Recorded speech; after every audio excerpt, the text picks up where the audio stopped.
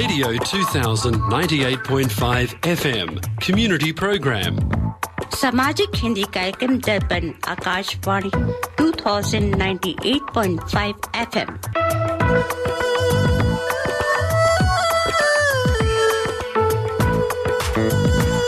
Welcome to the Hindi Show, featuring news, interviews, music and community announcements. स्वागत है दर्पण हिंदी कार्यक्रम में। आप सुनेंगे समाचार, विचार, संगीत और सामाजिक सूचनाएं। Radio 2000 98.5 FM Multicultural Radio.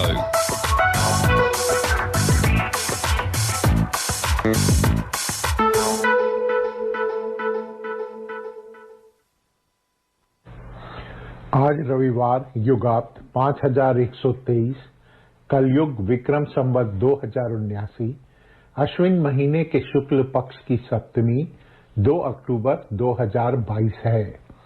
दर्पण के सभी श्रोताओं को यतीन्द्र गुप्ता, संजीव शर्मा और प्रदीप उपाध्याय का सप्रेम नमस्कार। अब सुनिए इस सप्ताह के समाचार। मुख्य समाचार इस प्रकार हैं। देश में 5 साल के लिए बैन हुआ पीएफआई। देश को मिला नया सीडीएस। विपिन रावत की मौत के 9 महीने बाद लेफ्टिनेंट जनरल अनिल चौहान की नियुक्ति। भारत जोड़ो यात्रा। घुटनों के दर्द से राहुल परेशान, लड़की के पत्र से मिली राहत। पीएम मोदी ने दी तीसरी वंदे मातरम ट्रेन की सौगात। अभिनेत्री आशा पारिक को दादा साहब फाल्के पुरस्कार से सम्मानित। देश में 5G सेवाओं की शुरुआत। पीएम ने बताया नए युग की शुरुआत। अब सुनिए समाचार विस्तार से। मोदी सरकार ने पीएफआई और उससे जुड़े संगठनों पर सख्त कार्रवाई करते हुए देश भर में उसे 5 साल के लिए प्रतिबंधित कर दिया है। पीएफआई के खिलाफ एनआईए, ईडी समेत कई एजेंसियां छापेमार कार्रवाई कर रही थीं। जांच एजेंसियों की रिपोर्ट के बाद गृह मंत्रालय ने एक आदेश जारी कर पीएफआई को प्रतिबंधित कर दिया। गृह मंत्रालय ने पीएफआई को देश के लिए खतरा बताते हुए उस पर प्रतिबंध लगा दिया है। पीएफआई पर देश तोड़ने के आरोप लग रहे थे। टेरर फंडिंग, दंगों समेत कई देश विरोधी गतिविधियों में पीएफआई का नाम सामने आ रहा था। केंद्र सरकार ने एक महत्वपूर्ण निर्णय लेते हुए लेफ्टिनेंट जनरल अनिल चौहान सेवानिवृत्त को नया प्रमुख रक्षा अध्यक्ष यानी सीडीएस नियुक्त किया है। लेफ्टिनेंट जनरल अनिल चौहान देश के दूसरे सीडीएस होंगे। विपिन रावत की हेलीकॉप्टर हादसे में हुई मौत के करीब 9 माह बाद लेफ्टिनेंट जनरल अनिल चौहान की इस पद पर नियुक्ति की गई है। उन्होंने सेना में करीब 40 वर्ष के कैरियर के दौरान विभिन्न कमान, स्टाफ और महत्वपूर्ण नियुक्तियों पर कार्य किया। 18 मई 1961 को जन्मे लेफ्टिनेंट जनरल अनिल चौहान को 1981 में सेना की 11वीं गोरखा राइफल में कमीशन मिला था। लेफ्टिनेंट जनरल चौहान को उल्लेखनीय एवं विशिष्ट सेवा के लिए परम विशिष्ट सेवा पदक, उत्तम युद्ध सेवा पदक, अति विशिष्ट सेवा पदक, सेना पदक और विशिष्ट सेवा पदक से सम्मानित किया गया है।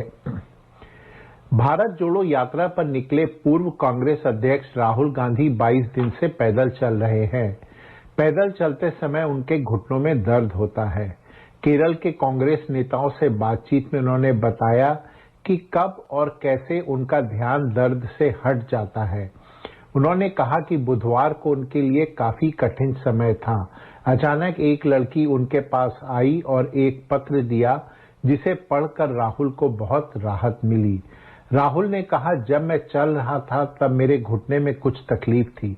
इस दौरान कई बार मुझे काफी दर्द भी हुआ, लेकिन मैंने पाया कि जब भी मुझे यह समस्या होती तो कोई आता और कुछ करने को कहता या मुझे समस्या दूर करने के लिए कुछ बताता। प्रधानमंत्री नरेंद्र मोदी ने गांधीनगर से मुंबई के बीच चलने वाली वंदे भारत ट्रेन को हरी झंडी दिखाकर रवाना किया। इस तेज रफ्तार ट्रेन से गांधीनगर से मुंबई का सफर मात्र 5 घंटे में तय हो जाएगा। देश की पहली बुलेट ट्रेन भी गुजरात और महाराष्ट्र के बीच ही चलेगी। यह वंदे भारत ट्रेन महाराष्ट्र और गुजरात की राजधानियों को जोड़ेगी। मुंबई से अहमदाबाद का एग्जीक्यूटिव कोच का किराया 2,500 रुपए, जबकि चेयर कार श्रेणी का किराया 1,385 रुपए है। वंदे भारत ट्रेनों की श्रृंखला में यह तीसरी ट्रेन है जो देश में संचालित की गई है। इस श्रृंखला की पहली ट्रेन नई दिल्ली और वाराणसी के बीच आरंभ की गई थी, जबकि दूसरी ट्रेन नई दिल्ली से माता वैष्णो देवी कटरा के बीच शुरू हुई थी। गुजरे जमाने की बेहतरीन अदाकारा आशिया पारिक को भारतीय सिनेमा के सबसे बड़े सम्मान दादा साहब फाल्के पुरस्कार से सम्मानित किया गया। राष्ट्रपति द्रौपदी मुर्मू ने विज्ञान भवन में आयोजित 68वें राष्ट्रीय फिल्म पुरस्कार समारोह में 79 वर्षीय आशा पारिक को इस प्रतिष्ठित पुरस्कार से सम्मानित किया। वरिष्ठ अभिनेत्री ने कहा कि वह अपने 80वें जन्मदिन से एक दिन पहले यह पुरस्कार पाकर धन्य महसूस कर रही हैं। उन्होंने कहा, दादा साहब फाल्के पुरस्कार प्राप्त करना बहुत बड़े सम्मान की बात है। मेरे 80वें जन्मदिन से ठीक एक दिन पहले मुझे यह सम्मान मिला, मैं इसके लिए आभारी हूं। प्रधानमंत्री नरेंद्र मोदी ने अत्यधिक तीव्र गति की इंटरनेट सुविधा देने वाली 5G सेवा की शुरुआत करते हुए कहा कि यह एक नए युग की शुरुआत होने के साथ व्यापक अवसरों को भी प्रदर्शित करता है। इस अवसर पर आयोजित कार्यक्रम को संबोधित करते हुए प्रधानमंत्री ने कहा कि 5G एक नए युग की शुरुआत का प्रतीक है और इसमें बेशुमार अवसर पैदा होने की संभावना है।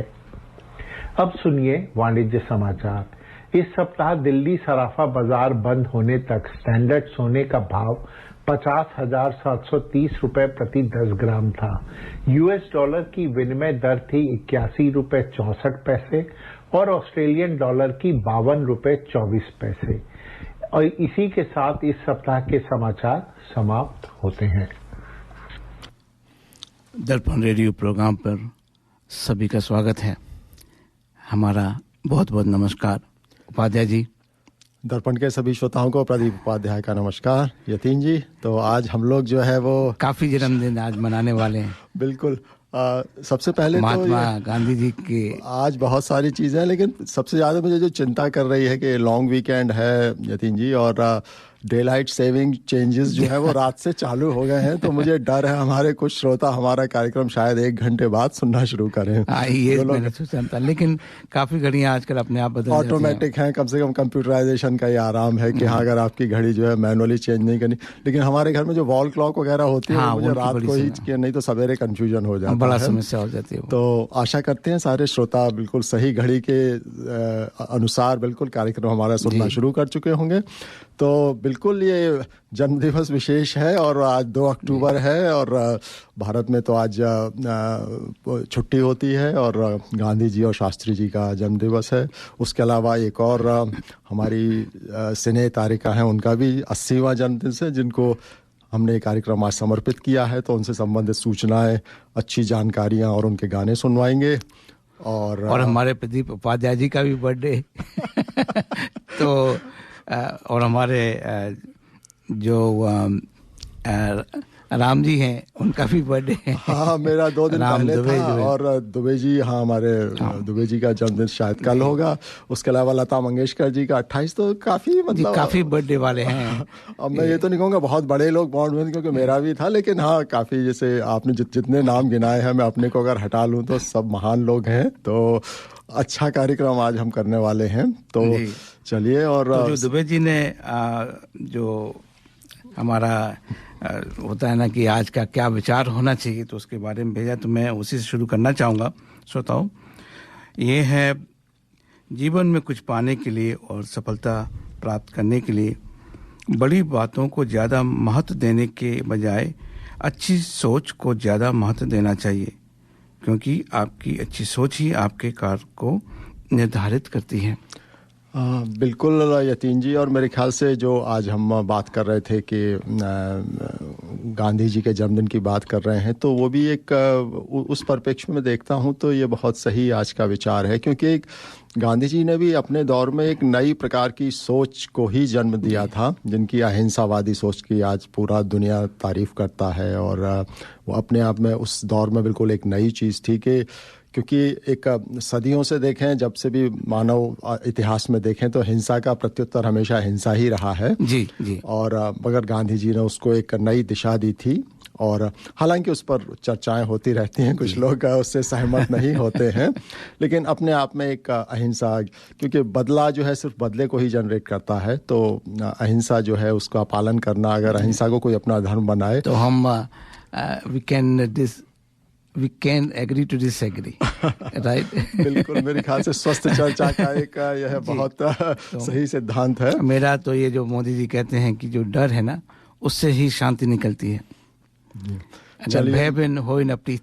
तो एक श्रोताओं, एक हमने भजन लिया है जो गांधी जी के प्रिय भजन है, जिसको 124 देशों के कलाकारों ने गाया है। उसमें पूरा जो इंस्ट्रूमेंट से लेके गाया है, तो आपको आशा है कि पसंद आएगा।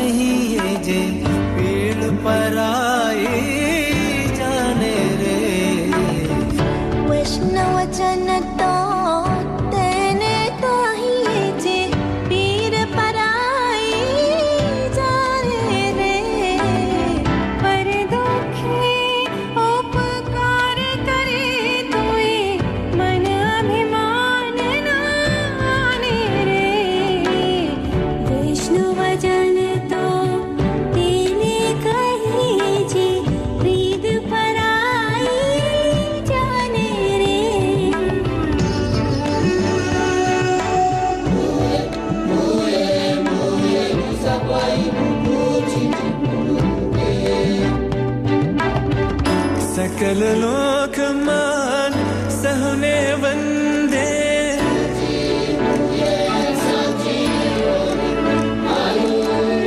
सकल लोक मान सहने वंदे, निंदा ना करे के नीरे, निंदा ना करे के नीरे, काछ काछ मन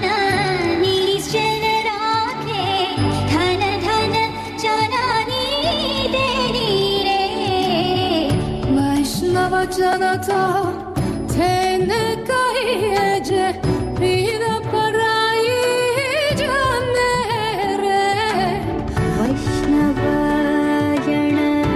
तो तेने कहिए जे, वैष्णव जन तो तेने कहिए जे पीर पराई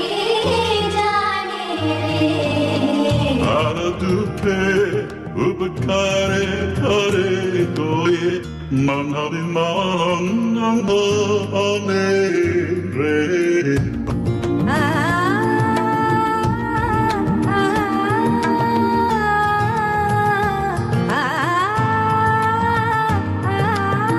सकल लोकमा सहुणे वंदे, निंदा न करे के नीरे, जीवा थकी सत्य न बोले, भर धन नव ज्वले हाथ रे, वैष्णव जन तो तेने कहिए जे पीर पराई जाने रे, वैष्णव जन तो तेने कहिए जे पीर पराई जाने रे,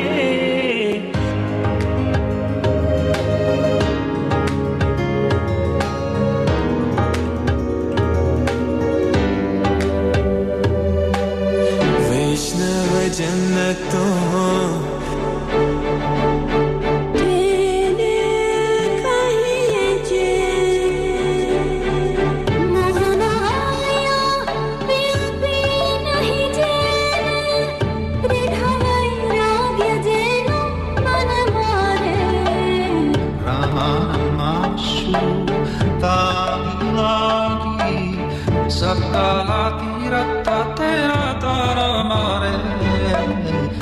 वैष्णव जन्नतु तेरी कही जे पीर पराही जानी रे पर तुमका उपकार करता है मानव महान रे वनलो बिने kapatera hitse kamakara divarare भाणे नरसायो ठेनु दर्शन करता खुड़ाई को तेरे थार्या रे वैष्णव जन्नतों तेरी कही जे मेरी बड़ाई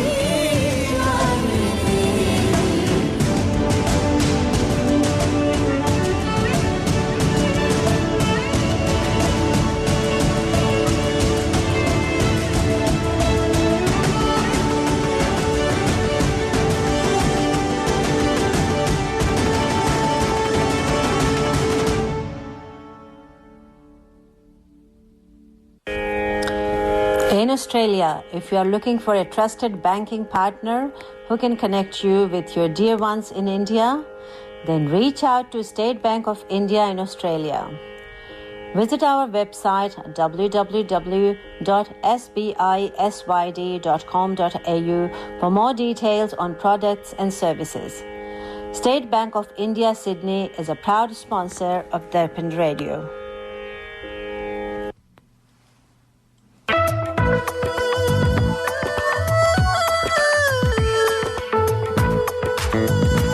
Radio 2000 98.5 FM and The Hindi Show.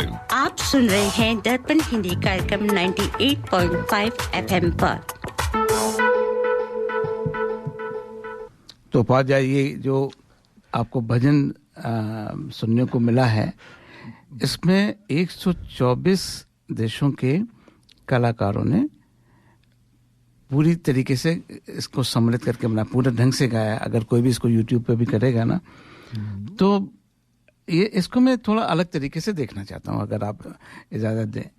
तो ये है कि हमारी जो विदेश नीति की हमारी विदेश नीति है, वो ऐसी कूटनीतिक हो गई है कि हम उन देशों के कलाकारों को हिंदी में गाना गाने के लिए प्रोत्साहित कर सकते हैं, उनको इस बड़े प्रोजेक्ट में शामिल कर सकते हैं।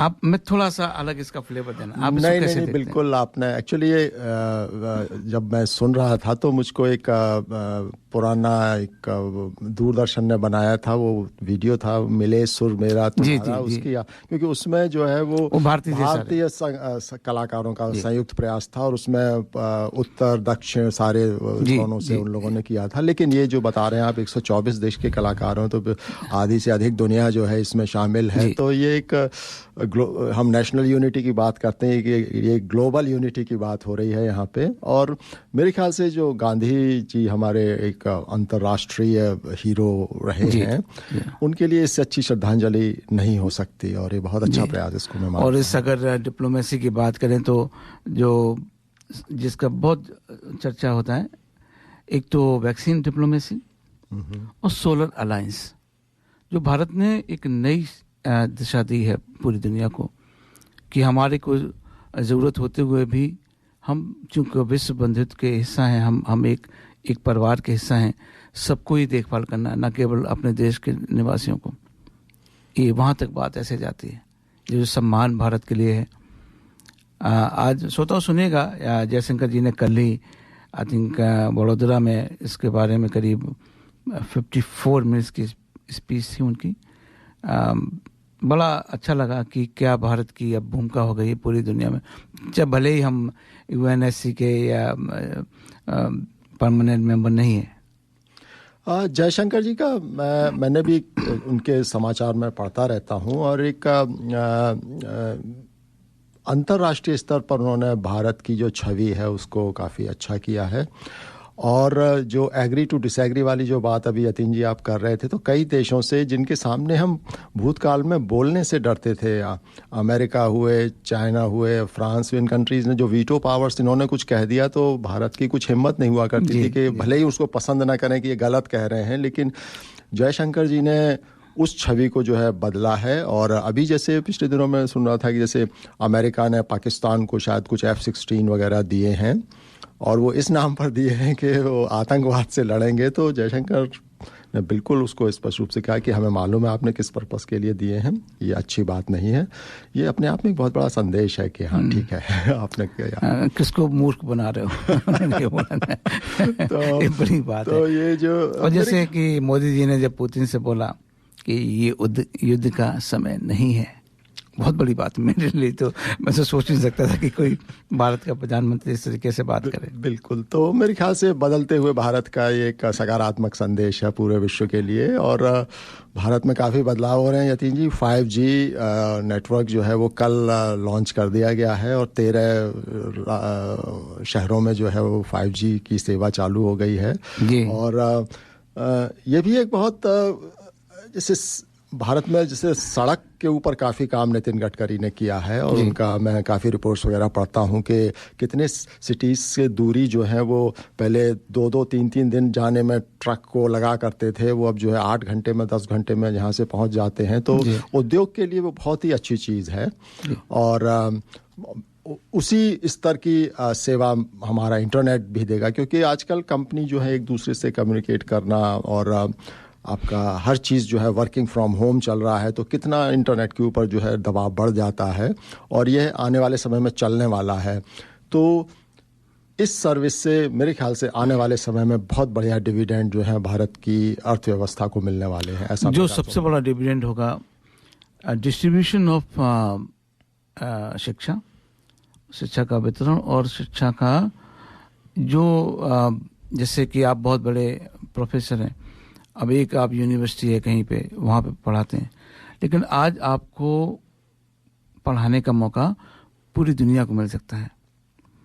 भारत में कहीं भी किसी गांव में भी कोई बैठा है एक लड़का, वो भी इसको उपयोग में ला सकता है। प्रैक्टिकल एजुकेशन हो सकती है। जो टूल्स हैं इसमें, जो 3D लेवल पे जो आपको डिलीवरी होगी सर्विसेज की, वो बहुत आयाम देगी।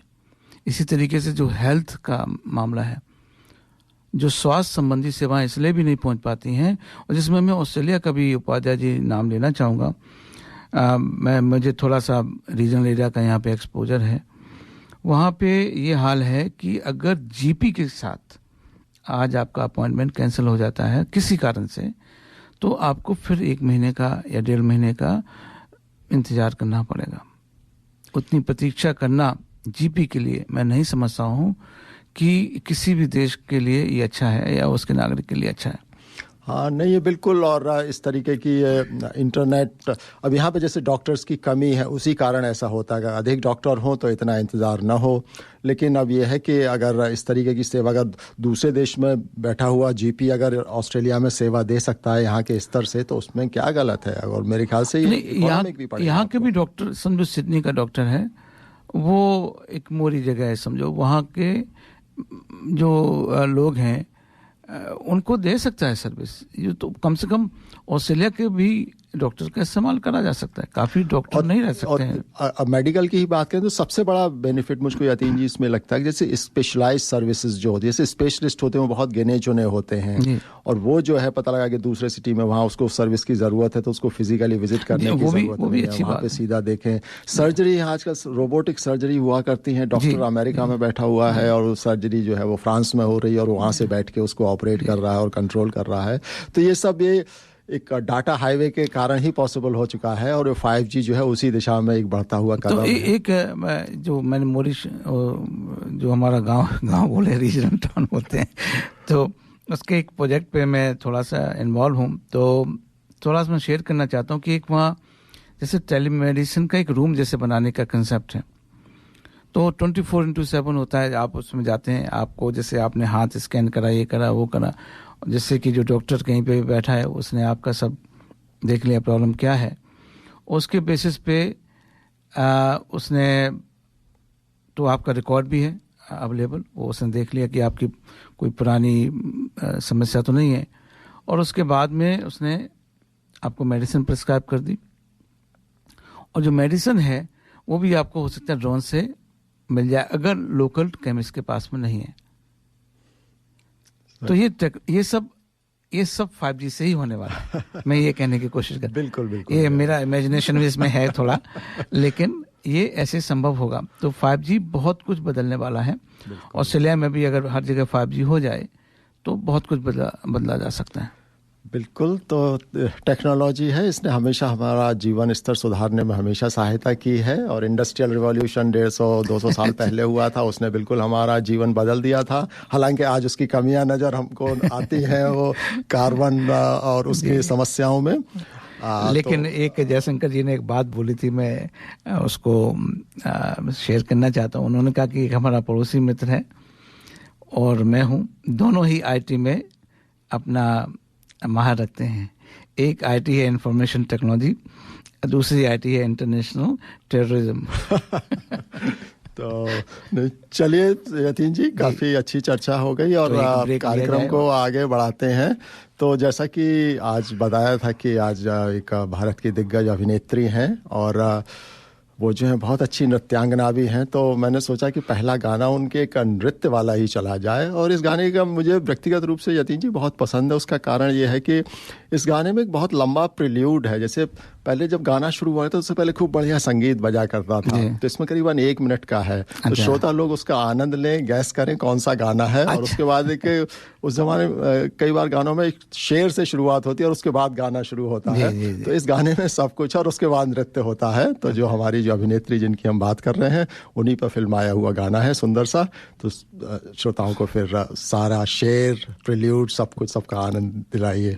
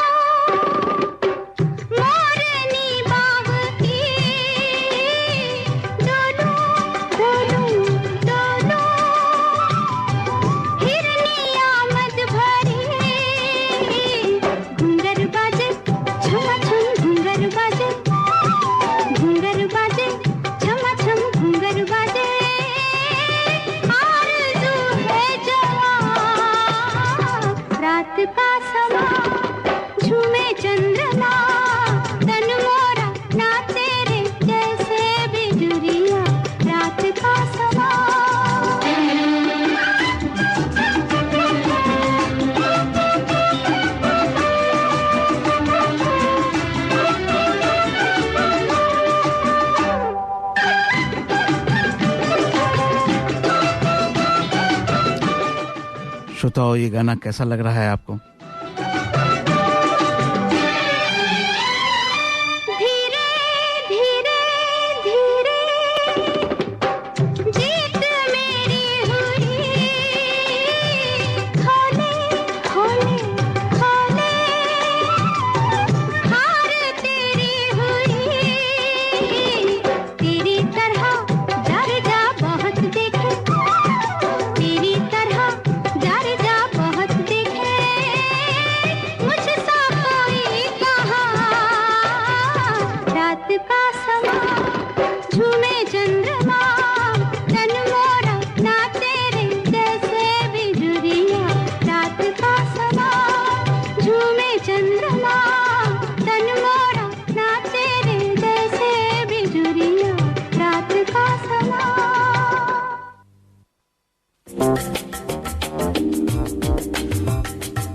मैं करी masters the butter chicken packet Indian दुकान से लेके आया।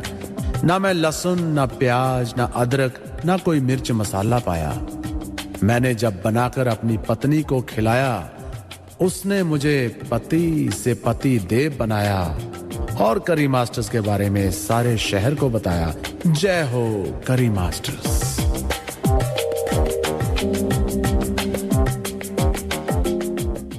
ये था हमारे स्पॉन्सर करी मास्टर का संदेश।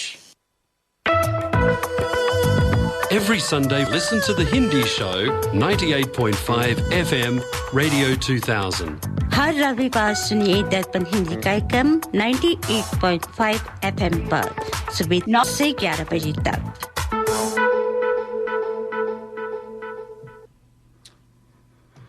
तो प्रदीप जी, मुझे तो इस गाने को सुन के बड़ा, जिसको कहते हैं कि यादें ताज़ा हो गई। क्या बढ़िया गाना था, काफ़ी समय बाद के बाद में ये गाना सुना है। एक्चुअली यतीन जी, पुराने जो स्पेशली जो गोल्डन दौर जो कहलाता है, जो 60s का 50s लेट 50s से शुरू हुआ और पूरा 60s और मिड 70s तक चला, वो जो 20 साल के वो गाने एक अच्छे संगीतकार और अच्छे गीतकारों का कॉम्बिनेशन हुआ करते थे और काफ़ी मेहनत करके जो थे वो उसको कौन से सुर में बजाना है, और संगीतकार और गीतकार की काफ़ी अच्छी जुगलबंदी हुआ करती थी।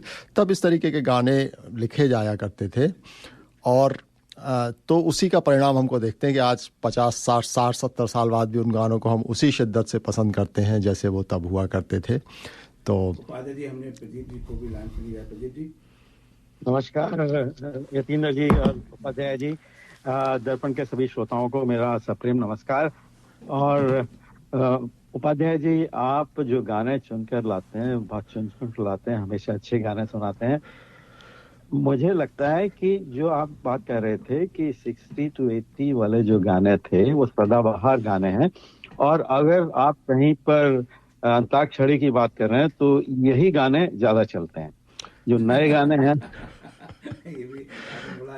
ये आपने बिल्कुल एक जो टेस्ट जो होता है किसी चीज का, एक किसी चीज को कहना है कि हाँ भाई ये अच्छी है, लेकिन हाँ उसके लिए कुछ एक आपको एविडेंस भी देना पड़ता है। तो आपने बहुत सुंदर साक्ष्य दे दिया कि हाँ भाई सही बात है। 80% सॉन्ग्स जो हैं वो उसी दौर के सुनाते हैं लोग कि हाँ भाई सुन। जो नई जनरेशन के लोग हैं, क्या वो भी इन्हीं गानों को इस्तेमाल करते हैं?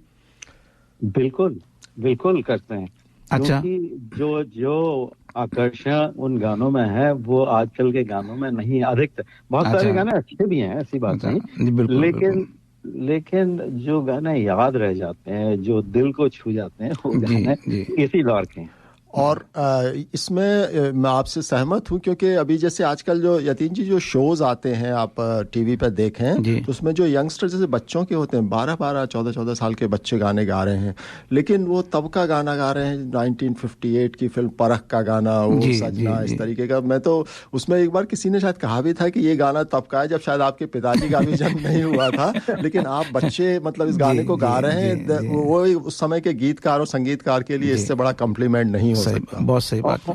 और उपाध्याय जी, वो बच्चे इतना सुंदर गाते हैं, इतना अच्छा गाते हैं। वो तो क्वालिटी की तो कहाँ उन्होंने डेफिनेशन, क्वालिटी की जो डेफिनेशन होती होगी प्रदीप जी, वही बदल डाली है, इतना हद तक। अच्छा प्रदीप जी, आपने मैसेज में लिखा है कि जो जीएसटी इंक्रीज हुई है एक सन 2021 से 2022 में 26%। तो हमारे श्रोताओं को बताइए कि और क्या क्या करंट अफेयर के बारे में आजकल आप फॉलो कर रहे हैं भारत।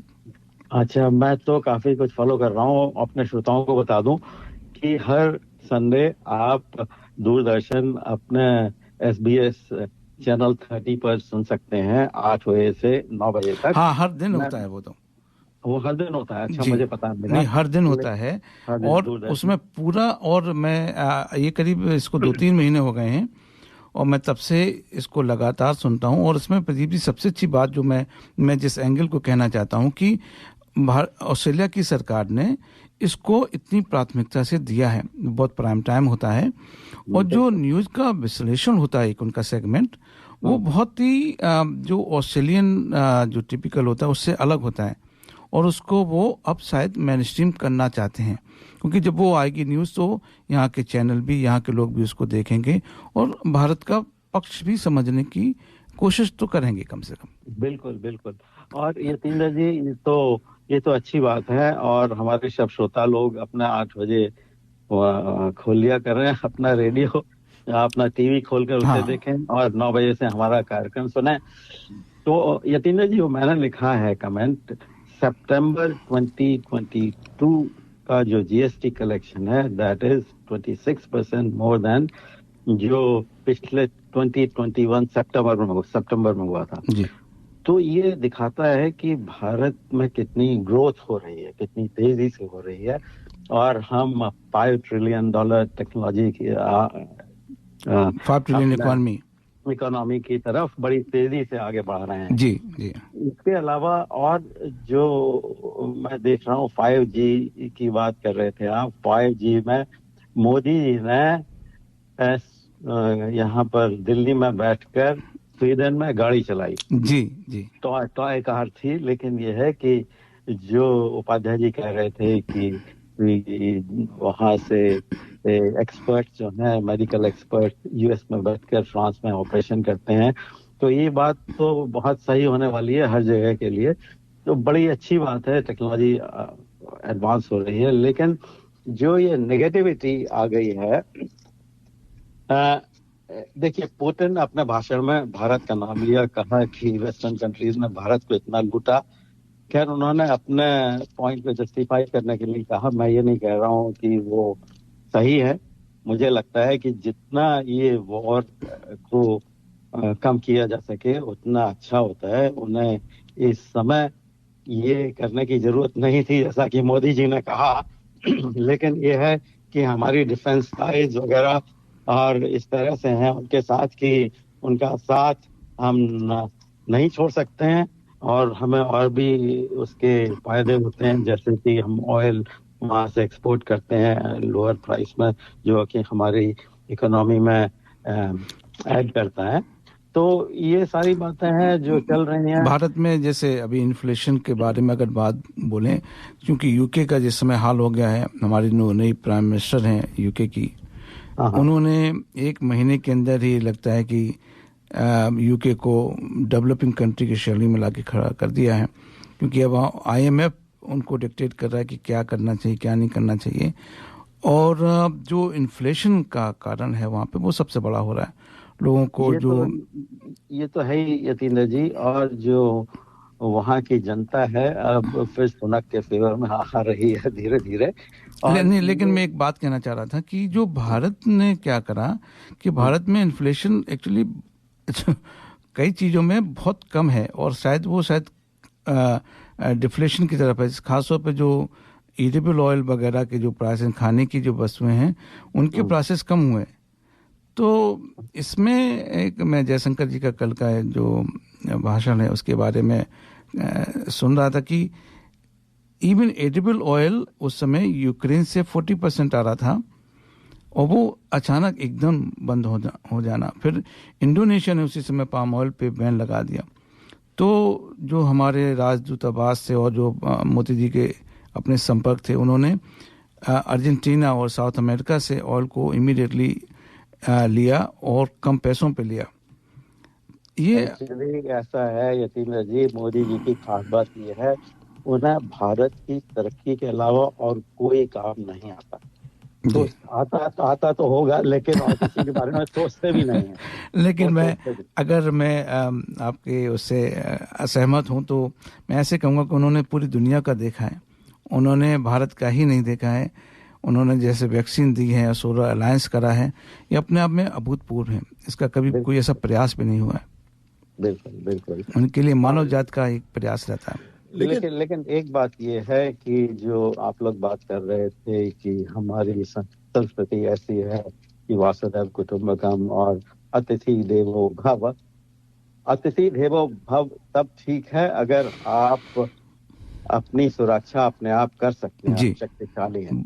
बिल्कुल सहमत हूँ। नहीं कि लुटेरे आ गए कि भाई आ जाओ, कोई बात नहीं हमारे साथ। बिल्कुल सहमत हूँ आपके बात से।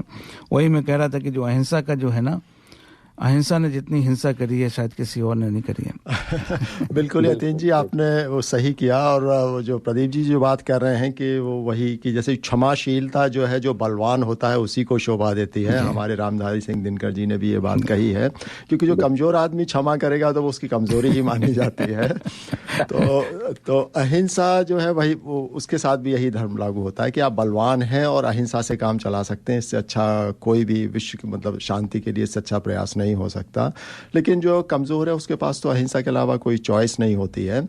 तो और हमारे गीता में भी बिल्कुल स्पष्ट रूप से लिखा है कि हिंसा जो है परम धर्म है, लेकिन धर्म की रक्षा के लिए हिंसा करना कोई गलत नहीं है। तो इस दूसरे तथ्य को हम लोग कई बार भूल जाते हैं। तो अपने आप को हमको शक्तिशाली बनाना हिंसा नहीं करनी, लेकिन कम से कम जो फुंकार तो मार सकते हैं, अगर काटो नहीं तो। हाँ, वो एक कहानी थी कि चाहिए एक्चुअली। अच्छा, इसके साथ साथ नितिन जी, जाते जाते मैं उपाध्याय जी को उनके जन्मदिन की बधाई देना चाहता हूँ। और हमारे राम दुबे जी का तो आज ही जन्मदिन है। आज है कल है? आज 3 तारीख है ना? नहीं, आज 2 है। क्या कर रहे हैं Pradeep ji? Day light saving में लगता है आप टाइम का ट्रैक प्रदीप जी भूल गए। 1 घंटे की बात ही आपने दिन ही आगे बढ़ा दिया। अच्छा ठीक है। एक्चुअली सुबह मैं उठा तो टाइम का थोड़ा सा कंफ्यूजन हो गया। कोई बात नहीं। आप सुबह की अच्छी चाय पीजिए, भाभी जी ने बनाई होगी। और आपके समय के लिए बहुत बहुत धन्यवाद। नहीं, कभी कभी मैं भी बना देता हूँ, ऐसी बात नहीं है। कभी कभी बनाते, तो आज आप पोल खुल गई, इसका मतलब डेली बनाना चाहिए। ऑस्ट्रेलिया है, ऑस्ट्रेलिया का नियम अलग होता है। आगे से ध्यान रखा जाएगा। जी। तो धन्यवाद जी हमारे साथ जुड़ने के लिए। धन्यवाद, आपने बहुत अच्छी जानकारी दी और इस पे हम चर्चा जो है वो जारी रखेंगे आगे, और आपको आगे सुंदर गाने भी और श्रोताओं को सुनाते रहेंगे। हमारे साथ जुड़ने के लिए धन्यवाद। बहुत बहुत धन्यवाद। धन्यवाद। नमस्कार। नमस्कार। तो यतीन जी, जीएसटी कलेक्शन तो काफ़ी अच्छा हो गया। और मेरे ख्याल से इसको मैं अगर इकोनॉमी के उसमें जोड़ के देखना चाहूँ तो जैसे पिछले दिनों 2 महीने से स्टॉक मार्केट्स में काफ़ी गिरावट का दौर जो है वो चल रहा है। और मगर भारत में उस अनुपात में गिरावट नहीं हुई है। तो उसका जो श्रेय मैं देना चाहूँगा वो इसी तरीके की चीज़ें हैं कि एक तो इन्फ्लेशन और इंटरेस्ट रेट हमारे ऑलरेडी कंट्रोल में थे, तो हमको बहुत स्ट्रॉन्ग करेक्टिव मेजर्स जो है वो नहीं लेने पड़े जितने कि यूरोपियन कंट्रीज़ और अमेरिका को लेने पड़ रहे हैं। और जबकि दुखद बात यतीन जी ये है कि आज भी वो गैप बहुत वाइड है। तो आने वाले समय में और ब्याज उनको बढ़ाने पड़ेंगे उस गैप को फिल करने के लिए। तो आने वाले समय में मैं बहुत अच्छी स्थिति नहीं देखता, जैसे यूके रिसेशन में मुझे एक चीज़ समझ में नहीं आती, आप चूँकि इसमें काफ़ी आपको मैं विशेषज्ञ मानता हूँ इसमें, कि अगर कोई इन्फ्लेशन मतलब जो प्राइस इंक्रीज वाला जो कंसेप्ट है, इन्फ्लेशन के कई मायने होते हैं, तो उसमें अगर सप्लाई और डिमांड की जो गैप उसकी वजह से अगर हो रहा है, तो यहाँ पे क्या हो रहा है कि जो सप्लाई चेन टूट चुकी है, सारा सप्लाई का नेटवर्क बदल चुका है, उसकी वजह से कॉस्ट बढ़ी है, ना कि डिमांड की वजह से कॉस्ट बढ़ी है। बिल्कुल बिल्कुल। तो अगर आप इसमें इंटरेस्ट रेट बढ़ाओगे तो उससे तो कोई फर्क नहीं पड़ने वाला। हाँ, वो गलत दवा देने वाली बात है कि आपको है कैंसर और वो पैनाडोल खा के आप सर दर्द को खत्म कर रहे वाली बात है। तो उससे उसका समाधान तो ये मेरा एक कहना है। अगर आज भारत में कीमतें नहीं बढ़ रही तो उसका कारण ये नहीं कि डिमांड कम हो गया, उसका कारण ये है कि उन्होंने सप्लाई को मजबूत रखा है। तो मेरे ख्याल से वैश्विक स्तर पर संयुक्त प्रयास जो है वो जो सप्लाई चेन है उसको रिस्टोर करने के लिए होना चाहिए। और दूसरा जैसे ऑयल है, ऑयल जो है वो उसका इन्फ्लेशन में यतीन जी बहुत बड़ा हाथ होता है, और पिछले दिनों उसकी प्राइस में इतना वेरिएशन रहा कि 120 से लेके 60 से लेके 120 की जंप की उसने। तो क्योंकि ये हर आम आदमी की, और ऑयल इतना एनर्जी का बेसिकली मेन सोर्स है, तो हर चीज़ की प्रोडक्शन कॉस्ट बढ़ जाती है। तो इसलिए बट इस दिशा में देखिए, फिर मैं कहूँगा भारत ने फिर लीड लिया है। देखो सोलर पे कितना काम भारत में चल रहा है, कितनी डिपेंडेंस जो है वो ऑयल पे कम होती जा रही है धीरे धीरे। अगर यही इसी गति से अगर ये चलते रहे तो 2 साल बाद इलेक्ट्रिक व्हीकल और ये सब जो है ऑयल पे डिपेंडेंस हमारी बिल्कुल ख़त्म कर देंगे, जो कि एक बहुत बड़ी एक आपको मालूम है कि होगी। टाटा ने इलेक्ट्रिक व्हीकल निकाला है जो $10,000 है अमेरिकन। सोचिए। अब आप सोचिए कि एक तो सबसे पहली बात कि पेट्रोल की जो डिमांड है वो कम होगी, प्रदूषण कम होगा, इतना सस्ता। बिल्कुल बिल्कुल बिल्कुल। तो इस तरीके के पर यानी भारत के काफ़ी तारीफ हो गई। तो हम थोड़ी कार्यक्रम को आगे बढ़ाते हैं, जो संगीत का सफ़र हमारा जारी रहना चाहिए। तो जैसे हाँ, सारे श्रोता हमारे जानते हैं कि आशा पारेख, जिनको दादा साहब फाल्के अवार्ड अभी जो है जन्मदिन से पहले दिया, हमारे संजीव जी ने उस बारे में बताया भी था। तो ये एक सर्वोच्च सम्मान जो है किसी कलाकार के लिए यतीन जी होता है, और इसके बाद फिर कुछ बचता नहीं है। जैसे विज्ञान मतलब नोबेल प्राइज़ होता है ये, तो इसको आर्ट का जो है वो भारत का नोबेल प्राइज़ मान सकते हैं। तो बहुत ही गौरव की बात है आशा पारेख जी के लिए। तो और उनका नृत्य और संगीत और इतना योगदान उनका रहा है। तो एक नासिर हुसैन एक डायरेक्टर प्रोड्यूसर हुआ करते थे, और वो फेमस थे म्यूजिकल हिट्स बनाने के लिए, और आशा पारेख उनकी फेवरेट एक्ट्रेस हुआ करती थी। तो उनके साथ उन्होंने कई पिक्चरें बनाई हैं, जब प्यार किसी से होता है, और उसी दौर की एक पिक्चर थी प्यार का मौसम, वो भी एक बिल्कुल संगीतमय पिक्चर थी। तो उसका भी गाना आशा करता हूँ हमारे श्रोता पसंद करेंगे। तो ये रफ़ी और लता का एक सुंदर सा डुएट जो कि शशि कपूर और आशा पारेख पर फिल्माया गया है, R.D. बर्मन का संगीत है, तो सुनते हैं।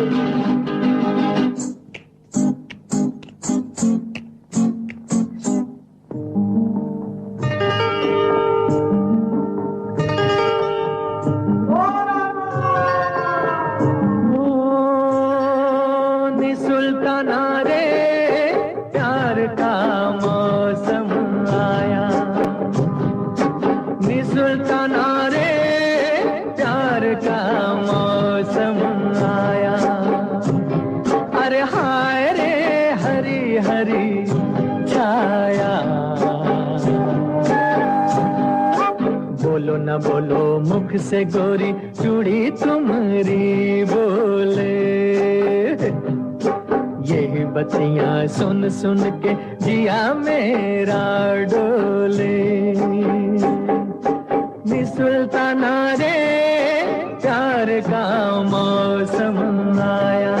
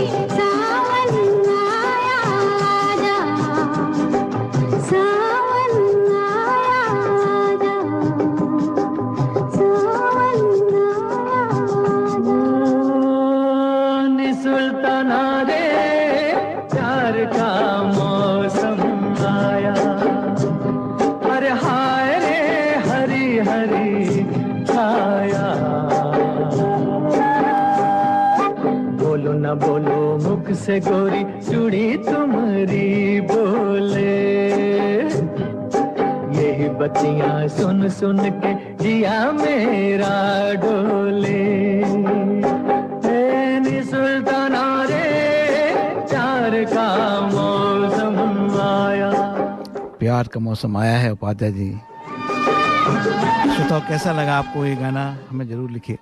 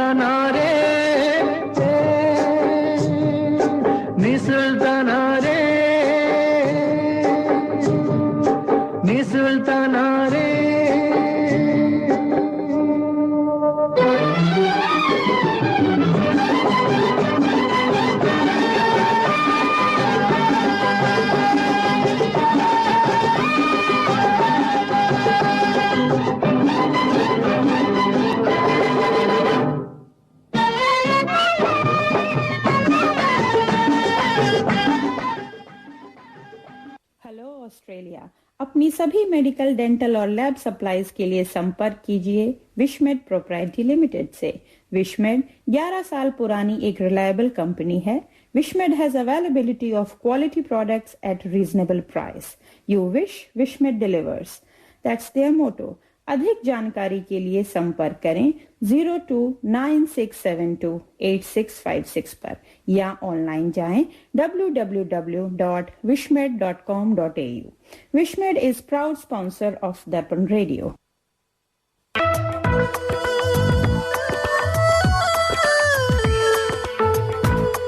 You can listen to community announcements and sponsorships on our website, darpanradio.org.au.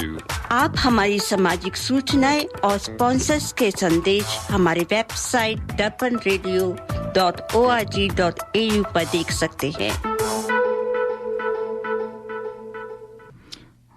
Pradeep ji, ये जो आप गाने सुना रहे हैं, इसको मैं क्रिएशन की तरीके से देखता हूँ।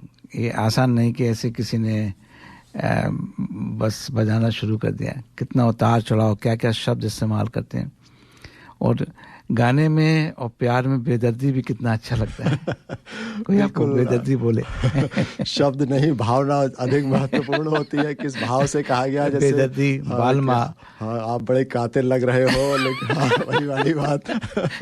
तो नहीं, आप बिल्कुल, मैं आपसे 100% सहमत हूँ यतीन जी के वो गाने जो लिखे गए हैं, इसमें जैसे डायरेक्टर ने जो है वो एक सिचुएशन दिया है कि ऐसी सिचुएशन के लिए गाना लिखना है, तो गीतकार ने अपना पूरा जो है सारे भाव उसके अंदर उड़ेले हैं, और संगीतकार ने उसी सिचुएशन के हिसाब से जो है संगीत तैयार किया है। और फिर सबसे महत्वपूर्ण हो जाता है आपका गाने वालों के लिए कि किस तरीके से, किस भाव से शब्द को कैसे कहना है। और वो तो ये पूरा जब संयुक्त प्रयास और ईमानदारी से किया गया है इतनी मेहनत के साथ, तो वही है कि फिर वो चीज 70 साल 100 साल आगे भी 50 साल बाद भी इसको उसी शिद्दत से सुना जाएगा। तो पादा जी, हम अपने श्रोताओं के कुछ कमेंट भी पढ़ देते हैं कि पूनम जी लिख रही हैं, beautiful bhajan, love the fusion. धन्यवाद पूनम जी। प्रदीप जी का हमने बोल ही दिया है कि 26% जीएसटी कलेक्शन आगे से बढ़ा है। उपाध्याय जी, राज गर्ग जी ने काफ़ी अच्छा लिखा है पॉइंट कि good to hear India is progressing very well both economically and technically and in infrastructure. I think we need to concentrate more on corruption. If we can control corruption, then probably we can be number one overall, as we have all the resources including manpower. उन्होंने एक और point लिखा, लेकिन इसके बारे में उपाध्याय जी आपका क्या विचार है जो करप्शन के बारे में लिखा है? देखिए, करप्शन एक सामाजिक विषय है, इसमें सिस्टम का योगदान होता है, लेकिन एक मेरे ख्याल से हमारी जो इतिहास को उठा के देखें तो वो एक अंग्रेज़ों का 150 साल का शासन और उससे पहले का जो हमारे ऊपर अत्याचार हुए हैं, तो उसने जो है हमारे एक सामाजिक ताने बाने को काफ़ी तोड़ दिया था। तो ऐसी स्थिति में करप्शन जो है वो एक सामान्य प्रक्रिया हो जाती है और अंग्रेज़ों के लिए काफ़ी वो हितकर था। तो वो हमेशा जो थे, मैं पुरानी जो पुस्तकें पढ़ता हूँ और जो लोगों ने अपने विचार प्रस्तुत किए हैं तो उसमें देखता हूँ तो अंग्रेज़ लोग जो थे वो इतना स्मार्टली करप्शन को अपने फेवर में यूज़ करते थे कि अपने आप को वो बहुत ईमानदार दिखाते थे। जैसे पुलिस है या कोई भी विभाग देखिए तो उसका बड़ा जो अफसर होगा, वो जो अंग्रेज सबसे ऊपर जो IAS हुआ करते थे, वो भी होता है, वो अपने को पब्लिकली बहुत ईमानदार दिखाते थे कि किसी भी जैसे दरोगा को रिश्वत लेते हुए हवलदार को उन्होंने पकड़ा तो फ़ौरन उसको सस्पेंड कर देते थे, फ़ौरन उसको पनिश कर देते थे। तो एक आम आदमी के अंदर ये होता था कि ये आदमी बिल्कुल न्यायप्रिय है और ईमानदार है, लेकिन हाँ उनका अपना एजेंडा जो था वो बैक एंड पे चल रहा था। तो उसके बाद जब हम लोग इंडिपेंडेंट हो गए तो डेमोक्रेसी जब आ गई तो उस दिशा में उस सोच को बदलने का जो था बहुत अधिक प्रयास नहीं किया गया।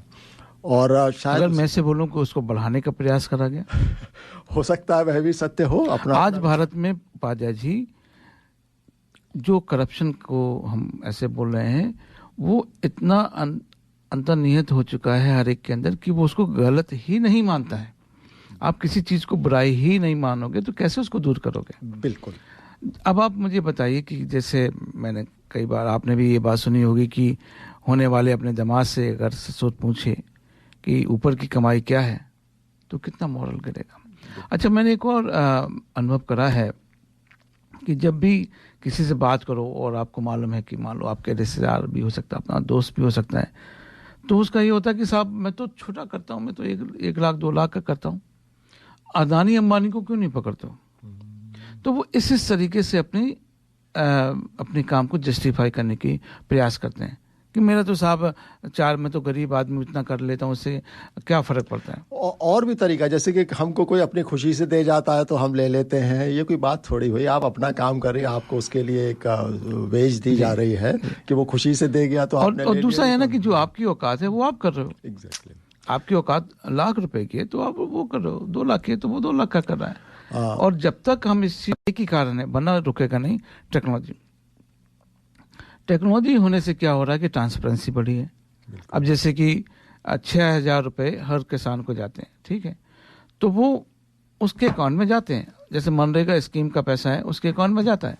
पहले क्या होता था कि उसके अकाउंट में पहुंच ही नहीं पाते थे, उसका अकाउंट ही नहीं था खैर, और उस तक पहुंचते नहीं थे। अब बात ही खत्म हो गई। अब रेलवे का अगर आपको याद हो, मुझे तो याद है कि बगैर कुछ पैसे दिए आपको सीट नहीं मिलती थी।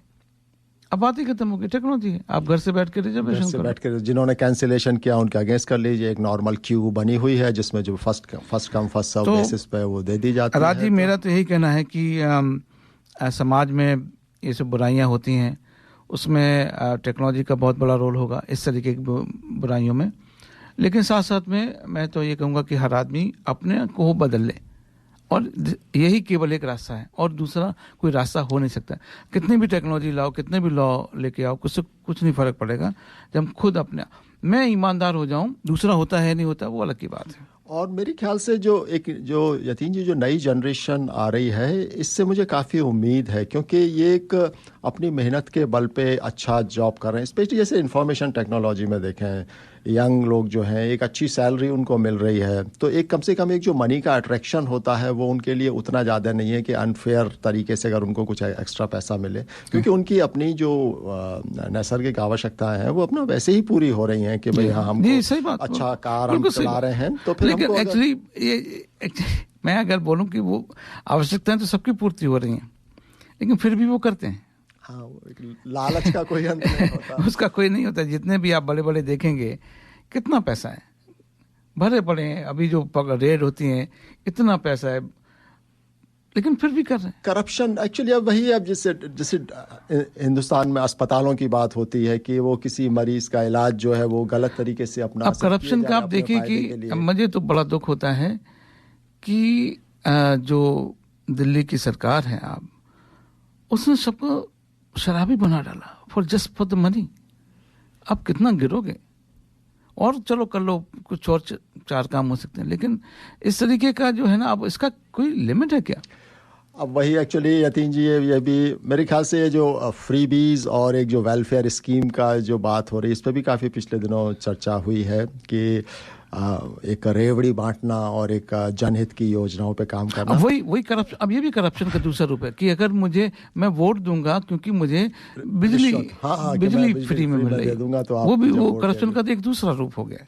लेकिन इसका आप दिल्ली की सरकार से कितनी भी शिकायत करें, लेकिन उनका एक पॉइंट मुझको बहुत वैलिड लगता है। वो कहते हैं कि जब सारे एमपीज को और सारे मिनिस्टर्स को फ्री की बिजली मिलती है तो आम आदमी को क्यों ना मिले। तो ये भी एक विचार करने वाली नहीं। एक सेकंड, अगर आप जो बुराई को रोको, आप उसको रोक दो ना। अब एक छोटी सी बुराई के लिए आप सबको बुरा कर दोगे, ये कौन सा लॉजिक है? मुझे समझ में नहीं। एक्चुअली केंद्र सरकार के लिए उनका तंज है कि भाई आप इसको रोक। नहीं, आप तंज करिए। ओके, चलो आप अपने से शुरू करो। आप अपने मिनिस्टर की बिजली बंद कर दो। आप ऐसा क्या कर सकते हो कि एक बुराई को आपने पूरा बसेस कर दिया। अच्छा, राजगर जी ने एक दूसरा पॉइंट लिखा है, भारत के ऐसे प्रथम प्रधानमंत्री श्री लाल बहादुर शास्त्री को सादगी की प्रतिमूर्ति थे, जिनके हृदय में देश प्रेम कूट कर भरा था और जिन्होंने किसान और जवान के प्रति कर्तव्यनिष्ठ होकर कार्य किया। जय जवान जय किसान का नारा दिया। आज उनके जन्मदिन पर सत सत नमन। जय हिंद। तो एक्चुअली शास्त्री जी अपने आप में एक भारत के ऐसे प्रधानमंत्री थे। एक्चुअली जवाहरलाल नेहरू जी के काफ़ी लंबे कार्यकाल के बाद जो थे वो प्रधानमंत्री बने थे, तो दूसरे प्रधानमंत्री भारत के थे।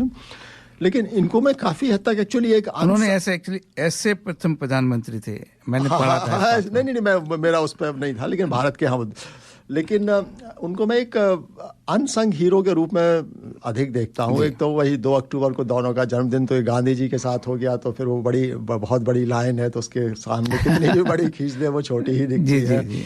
और दूसरा कि उनका कार्यकाल जो था वो बहुत छोटा था, लेकिन उस छोटे से कार्यकाल में जो उन्होंने एक मेरे ख्याल से भविष्य के राजनीतिज्ञों को ये विश्वास दिलाया कि एक अच्छे शुद्ध स्तर की राजनीति की जा सकती है, जिससे जो थे मेरे ख्याल से जैसे मोदी जैसे इन लोगों के राजनीतियों को प्रेरणा मिली कि जब लाल बहादुर शास्त्री इस तरीके का कर सकते हैं तो हम इस तरीके का स्तर क्यों नहीं स्थापित कर सकते। तो वो अपने आप में एक अच्छा योगदान जो है शास्त्री जी का रहा। और उनके आते ही जो था पाकिस्तान से लड़ाई करनी पड़ी। हम लोग ऑलरेडी चाइना से इतनी बुरी तरह हार चुके थे, तो उनके सामने बहुत विपरीत परिस्थितियां थी और उस सब में उन्होंने भारत के सम्मान को बचाया और बिल्कुल जो था भारत को एक विजेता के रूप में स्थापित किया। तो हालांकि वो अंतर्राष्ट्रीय शायद षड्यंत्रों का शिकार होकर शायद उनकी मृत्यु भी हो गई, जो कि आज भी एक मिस्ट्री ही मानी जाती है। तो मगर हाँ, आज उनका जन्मदिन है, तो उनका योगदान जो है वो भारतीय योगदान में, भले ही वो शायद 2 वर्ष या जितने भी बहुत कम समय प्रधानमंत्री रहे, लेकिन उनके योगदान को मैं किसी भी प्रकार से कम नहीं आंकता। तो यतीन जी, कार्यक्रम आगे बढ़ाया जाए। एक्चुअली खेल की भी कुछ बात करनी थी, यदि कहें या तो बाद में करें या अभी कर लेते हैं ना खेल वाली बात को। वर्ल्ड कप जो है वो ऑस्ट्रेलिया में क्रिकेट का होने वाला है जी। और इस समय जो है भारत ने ऑस्ट्रेलिया से एक प्रैक्टिस के लिए सीरीज खेली थी, जो कि 2-1 से जीत ली। और इस समय साउथ अफ्रीका से खेल रहे हैं, जिसमें पहला मैच भारत जीत चुका है। मगर उस सबसे ज़्यादा मुझको महिलाओं की टीम का जो बेटी बचाओ बेटी पढ़ाओ वाला जो नारा बिल्कुल सार्थक जो है महिलाओं की टीम ने किया है। पहली बार इंग्लैंड में वो सीरीज़ खेलने गई भारतीय महिलाओं की टीम और बिल्कुल वाइट वॉश करके 3 मैच की सीरीज़ 3-0 से जीती उन्होंने। और बिल्कुल अपने आप को एक जो होता है ना अंतर्राष्ट्रीय स्तर पर भारतीय महिलाओं ने अपने आप को स्थापित कर दिया है कि मुझे तो एक ही चीज़ का पसंद है, जो एक विकेट डाउन करा, जो बॉलर जो थी उन्होंने एक विकेट ले लिया। अच्छा, हाँ, जिसको वो मैन कटेड आउट कहा जाता है। हालांकि मेरी उस पर आपत्ति है, क्योंकि सबसे पहले इतिहास में जो था वो थोड़ा सा जो खेल में रुचि रखते हैं उनके लिए मैं बता दूं कि 1947 में भारत की टीम पहली बार ऑस्ट्रेलिया आई थी। तो उसमें वीनू मनकट जो थे भारत के एक ऑलराउंडर हुआ करते थे, तो उन्होंने जो था पहला इस तरीके का विकेट लिया। अच्छा, था टेस्ट क्रिकेट के इतिहास में वो पहला विकेट था। अच्छा। तो बिल ब्राउन शायद हुआ करते थे, उनको उन्होंने वार्निंग दिया कि भाई आप आगे बढ़ जाते हैं, ये गलत है। वार्निंग देने के बाद जो था वो नहीं माने, तो उन्होंने आउट कर दिया और उसको आउट दिया। तो उस समय जो थी इसकी बड़ा आलोचना हुई थी कि बना अनस्पोर्टिंग है और ये है। और उसको जो था वो बड़ा डूबियस नेम मैन कटेड आउट, क्योंकि मनकट ने किया था कि इस तरीके का आउट है तो किसी को मैन कटेड आउट कर दिया। अच्छा, ये वहां से आया? वहां से आया है ये। तो ये जो है वो 80 साल पुरानी कहानी है। लेकिन इसमें मुझे सुनील गावस्कर का जो था वो बहुत अच्छा लगा। तो जब ये दीप्ति शर्मा ने जब जिसकी आप बात कर रहे हैं, जब उसको आउट किया तो फिर यही शब्द आया दोबारा। तो सुनील गावस्कर ने कहा कि इसको आप मैन कटेड आउट क्यों, इसको ब्राउन क्यों नहीं बोलते, क्योंकि जो आउट होने वाला खिलाड़ी था वो बिल ब्राउन थे। तो कुल मिला के ये है कि हाँ, नियमों के अंदर अगर है तो मैं इसमें खेल भावना के विपरीत कुछ भी नहीं मानता। तो एक ब्रेक लिया जाए और जो आशा फारिक जी का जो इंटरव्यू है, हाँ, सुंदर सा इंटरव्यू जिसमें बहुत रोचक जानकारी आशा जी ने अपने बारे में दी है। तो एक अनु कपूर जो है उनका इंटरव्यू ले रहे हैं, तो श्रोताओं को सुनवाते हैं उनके जन्मदिन के उपलक्ष्य पर। यूं तो 2 अक्टूबर को 2 महान हस्तियों का जन्म हुआ, बापू और शास्त्री जी। लेकिन इसके साथ साथ ही एक कलाकार ने भी 2 अक्टूबर को जन्म लिया। मशहूर मारूफ हस्ती, नृत्यांगना, अभिनेत्री आशा पारेख। आशा जी हमारे साथ फोन पर हैं। आशा जी नमस्कार, मैं अन्नू कपूर बोल रहा हूँ। नमस्कार, कैसे हैं आप? बस आपकी कृपा है, आप कैसी हैं? बस फर्स्ट क्लास। आज हम 2 अक्टूबर को ग्रेट आशा पारेख जी का बर्थडे मना रहे हैं। हमारा सौभाग्य कि आप हमारे साथ फोन पे बनी हुई हैं। Asha ji happy birthday to you. Asha ji आज तो आपका बर्थडे है, आज गांधी जी का बर्थडे, आज लाल बहादुर शास्त्री जी का birthday. How do you feel sharing your birthday with? Feel great. लोग भूल नहीं सकते ना, मेरी बर्थडे भूलना भी चाहे तो भूल नहीं सकते कि 2 अक्टूबर सबको याद रखना पड़ता है। जी, तो कहाँ पैदा हुई थी आप? मैं बम्बई में पैदा हुई थी। एक्चुअली किसी को पता नहीं है, लेकिन my mother was a freedom fighter. वाह वाह। तो क्या शुभ नाम था आशा जी? क्या नाम था मम्मी का? उनका नाम सुधा था, सुधा पारेख जी। और पिताजी का शुभ नाम? बच्चू भाई पारेख। अच्छा जी। तो ये हुआ कि माय मदर फ्रीडम फाइटर, और 1942 की फ्रीडम मूवमेंट चल रही थी जी। तो वो लीड कर रही थी procession, and my uncle saw, मेरे चाचा ने उनको देखा कि ये फुल्ली प्रेग्नेंट है और ये क्या कर रही है। तो he came running to tell her कि भाई आपके ससुर जी बुला रहे हैं। तो she had to come out of the मोर्चा जी। एंड लकीली, नहीं तो मैं शायद जेल में ही पैदा हुई होती।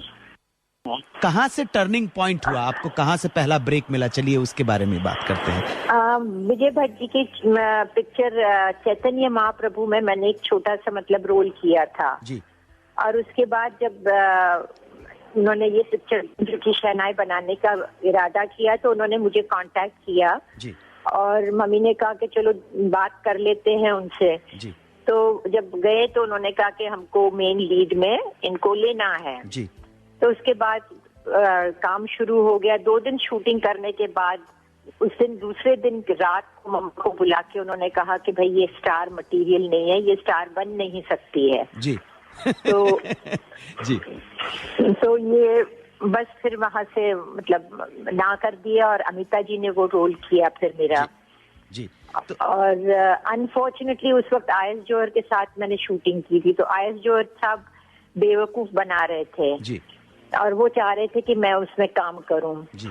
लेकिन मम्मा ने वर्ड दिया था विजय भट्ट जी को कि जब तक आपकी पिक्चर रिलीज न हो जी तब तक हम बाहर कोई पिक्चर साइन नहीं करेंगे जी। तो वहां से भी गए, यहाँ से भी गए वाली बात थी।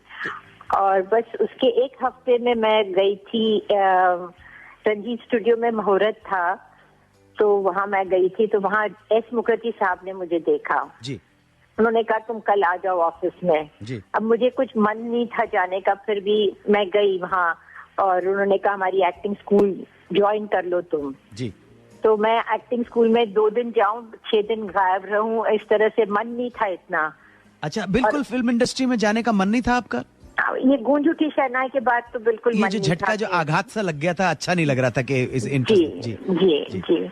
तो एस मुखर्जी साहब से जी, तो बस फिर उन्होंने बुलाया और सब काम शुरू हो गया। उसके बाद दिल दे के देखो बनने वाली थी जी। तो कहा कि 1 शॉट साधना देगी, 1 शॉट आशा देगी, 1 दिन की शूटिंग करेंगे, जो ठीक रहेगा उसको हीरोइन बनाएंगे। नहीं सॉरी मैं मिस कर गया। आपका कहने का मतलब आपने कहा अभी कि एक शॉट आशा देंगी और एक शॉट कौन देगा? साधना।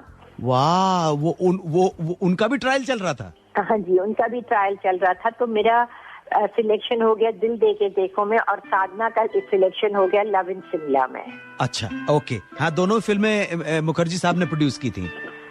जी। तो इस तरह से आपको मिल गई फिल्म दिल दे के देखो जी। और 1959 में आपके ही बर्थडे के ऊपर ये फिल्म रिलीज हुई जी, और आप बन गई स्टार। हाँ जी। शम्मी जी के साथ पहली फिल्म में काम करते हुए घबराहट थी? इतने बड़े स्टार थे या ओके कुछ प्रॉब्लम नहीं?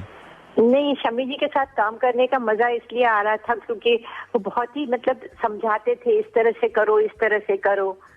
और मुझे गाना बिल्कुल, वो लिपसिंग में गाना बिल्कुल आता नहीं था। उन्होंने ही मुझे सिखाया कि कैसे लिपसिंग करते, कैसे गाना गाते हैं। तो आए दिन बाहर के में गाना था, उनको ऐसे लगा कि मैं उनको इमिटेट कर रही हूँ, लेकिन उनकी स्टाइल मेरे में थोड़ी बहुत सी आ गई थी। अच्छा, और ये भी हमने सुना है कि आप शम्मी जी को चाचा कहकर बुलाया करती थी, ये सही बात? जी, मैं उनको चाचा बुलाती थी। देखिए श्रोताओं, आप सुन रहे हैं, हीरोइन हीरो को चाचा बुलाती है। और हमने ये भी सुना है कि उनकी जो धर्मपत्नी थी एक पॉइंट के ऊपर आपको गोद लेना चाहती थी। हाँ बिल्कुल, गीता जी मुझे गोद लेना चाहती थी जी। और हम शूटिंग कर रहे थे दिल दे के देखो की जी।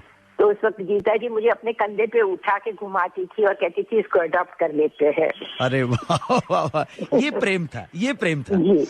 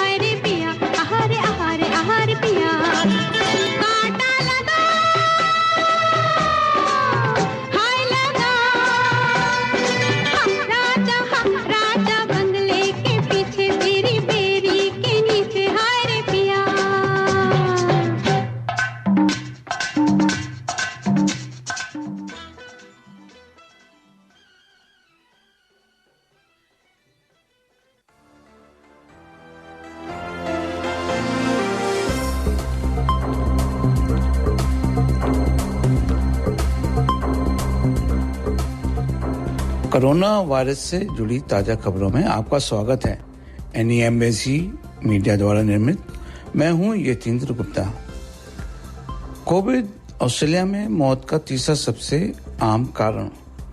एक्चुअरीज इंस्टीट्यूट के अनुसार शोध में पाया गया है कि इस साल ऑस्ट्रेलिया में मौत का तीसरा सबसे आम कारण कोविड-19 है। ऑस्ट्रेलिया में इस साल अनुमानित 7,100 कोविड से संबंधित मौतें हुई हैं। संस्थान ने उन मौतों को दर्ज किया है जो मुख्य रूप से कोविड-19 के कारण हुई हैं। शोध में अन्य स्थितियों के कारण होने वाली मौतें शामिल नहीं करी गई हैं जो कोविड-19 से संक्रमित भी थे, जैसे कि हृदय रोग इत्यादि।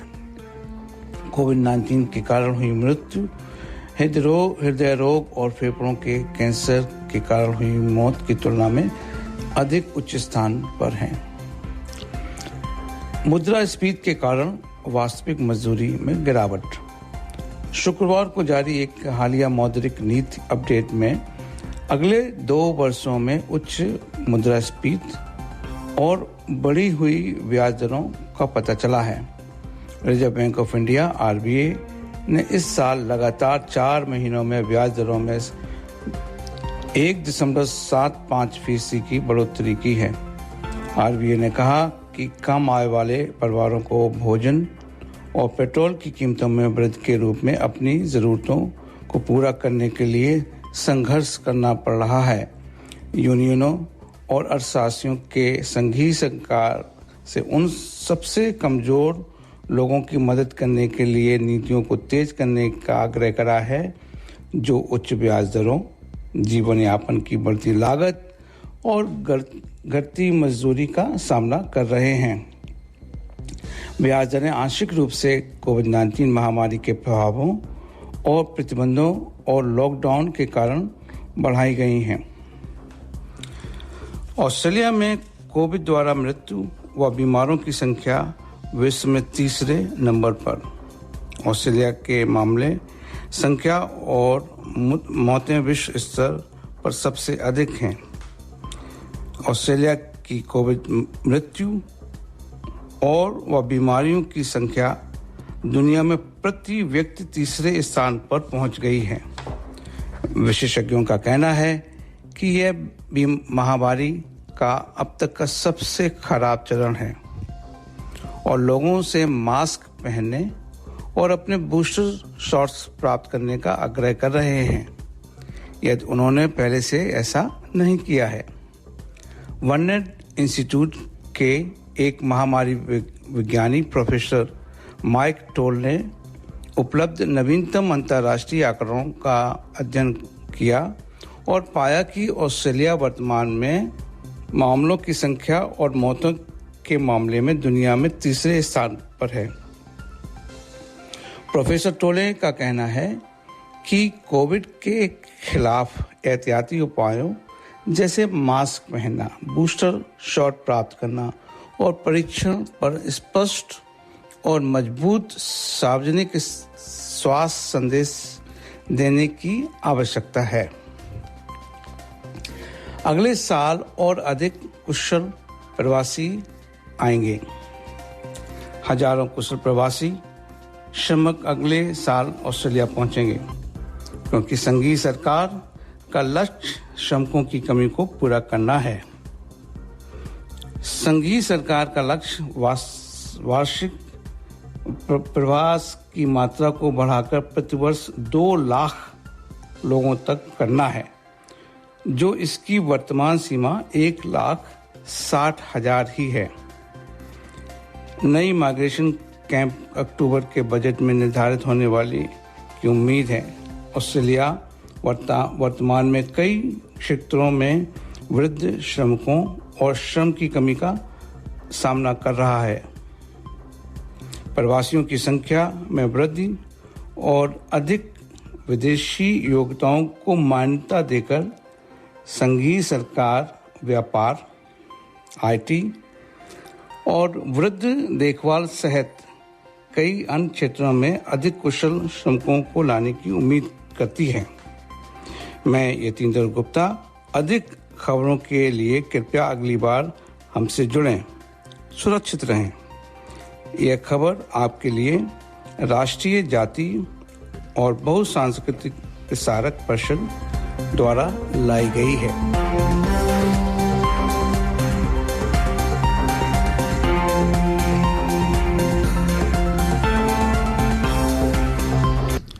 तो पादा जी ये एक इंटरव्यू हुआ, हाँ, बहुत सुंदर। और एक गाना, इस गाने के बारे में थोड़ा सा कि यंगस्टर्स इस गाने को बहुत अच्छे से जानते हैं क्योंकि ये बहुत ही पॉपुलर रीमिक्स है ये, और 1970s में बना था, कांटा लगा। और एक्चुअली एक शेफाली जरीवाला एक मॉडल हुआ करती थी। She was engineer by profession and she made career out of it. इस गाने पर उन्होंने रीमिक्स पे डांस किया, वो इतना पॉपुलर हुआ। आई थिंक 2004-05 के आसपास की बात है।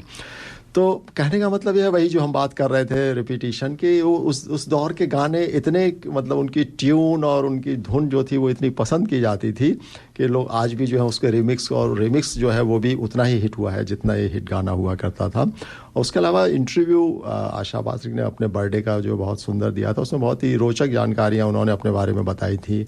शम्मी कपूर से उनका कैसा संबंध था, उनको चाचा बोलती थी। और एक जो बड़ी ख़ास चीज़ यतीन जी जो मुझे कल ही पता चली जब इनके बारे में थोड़ा सा मैं शोध कर रहा था, कि इनकी मदर जो है, इन्होंने बताया था कि सुधा नाम था, एक्चुअली उनका असली नाम जो था वो सलमा था, एंड शी वाज ए मुस्लिम। और जैसा इन्होंने बताया कि she was a freedom fighter, और इस तरीके की बैकग्राउंड से ये आती हैं। तो एक मुस्लिम ने एक हिंदू से शादी की, उस दौर में 1942 की बर्थ है इनकी, तो उसके बाद अपना नाम बदला और आगे की संतानें जो है सारी एक हिंदू रीति से जो है बड़ी हुई। तो आज के परिप्रेक्ष्य में जब यतीन जी देखते हैं तो इतना वो एक लव जिहाद और इतनी सब चीज़ें चल रही हैं, उन फंडामेंटलिस्ट के लिए करारा जवाब है कि प्रेम में कोई धर्म नहीं होता। अगर आप दिल को किसी को चाहते हैं तो फिर धर्म जो है फिर उसके आड़े नहीं आता है। और इसमें मैं मुस्लिम धर्म अपनाऊं या दूसरा हिंदू धर्म अपनाऊं, इसमें कोई फ़र्क नहीं पड़ता। बात मिलजुल के आगे बढ़ने की होती है। बात सही है, प्यार के आगे तो सब कुछ जीरो ही। अगर दुनिया में कुछ है तो केवल एक ही है, जिसका नाम है प्यार, प्रेम। लेकिन एक और बात है उपाध्याय जी, शायद ये प्लेटफॉर्म सही नहीं होगा, उसके लिए उतना समय भी नहीं है, लेकिन बहुत लोग मारे जा रहे हैं। इन हत्याओं को हम इग्नोर भी नहीं कर सकते हैं। हाँ, उनको प्यार नहीं, उनको मैं एक साजिश कहूंगा। वो प्यार नहीं है, एक साजिश के तहत प्यार का दिखावा है और एक एजेंडा सेट किया जा रहा है। वो लेकिन हम अपनी प्यारी तहेरा जी को आज अपने स्टूडियो में लेके आए। तहेरा जी, आपका स्टूडियो में बहुत बहुत स्वागत है। Thank you so much for having me. बहुत बहुत शुक्रिया। आप हमारे प्रोग्राम में हमेशा आती हैं और इस बार कल आपको शॉर्ट नोटिस पर बुलाया है, क्योंकि मैं, जैसे कि आपको मालूम है मेरा, कि जो अफ़गानिस्तान की सिचुएशन है और ख़ास तौर पर जो वुमेन का है पार्ट, जिस तरीके से अब 1 साल हो गया है, 1 साल से 13 महीने हो गए। तो तहेरा जी, हम चाहते हैं कि आपसे बात करें कि इस 1 साल में आपने बहुत कुछ करा। मैं आपको बहुत फॉलो करता हूँ फेसबुक वगैरह में, जितनी आप एक्टिविटी करती हैं। आप खुद एक मदर होने के नाते अपना प्रोफेशन भी करने, कितना आपके पास, उसमें से आपने जो हमें समय दिया है, पहले तो मैं अभी से ही आपका धन्यवाद उसमें बोलना चाहूँगा। लेकिन कैसा रहा ये 1 साल का, मैं आपसे सिर्फ सुनना चाहता हूँ, और वुमेन के पॉइंट ऑफ व्यू से मैं ज़्यादा सुनना चाहता हूँ। The 1 year wasn't an easy year to start with, because every single day we hope that, the situation will change tomorrow, maybe next day, next week, next month. And months and months, the weeks becomes months and months becomes months and months and months. And we haven't seen any changes looking into the situation. Afghanistan is getting worse. Situation is getting really, really bad every single day, particularly for women. And when I look at it from women perspective, they have no values for women. They feel like woman is just a property. If they like it, they maintain it properly. If they don't like it, they can just throw it away.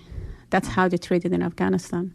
And when it comes, like, obviously the world knows recent situation in Afghanistan, that all the girls who were going to the education, what happened to the bomb blast, to the recent incident in Afghanistan, because the girls wanted to preparing themselves for final exams for university, and there has been a suicide attack.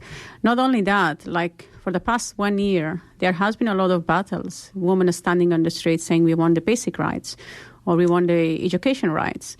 So it's just like, when it comes to women, everything is demolished in Afghanistan. They don't have even basic rights. Yeah, like, they don't have any basic rights to look at it.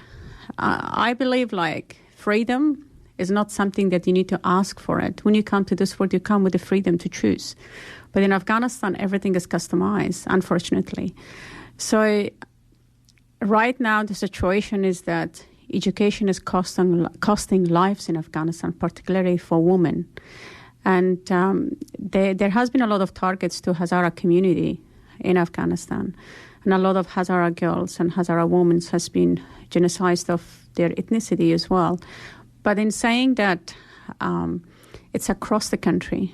It's across the country. Wherever we go, every corner of the country, when you pick up something, you just see that women's right has been questioned.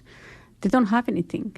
It's heartbroken to see, because in Australia, like, the other incident was that a woman been killed in Iran because of the cover, yeah. So it's disgusting to see that, like, you walk out of the house in Australia, you just take a shower and you just walk out. No, you don't think saying, okay, what I have to do to customize myself, maybe I'll be shot or maybe I'll be killed, because You feel like in Australia, you just take a shower, make yourself ready, come out. Nothing will happen to you. Tahira जी, मैंने देखा था कि अफगानिस्तान की women ने हिजाब के बारे में प्रोटेस्ट करा ईरानियन सपोर्ट में, ईरानियन वुमेन के सपोर्ट में.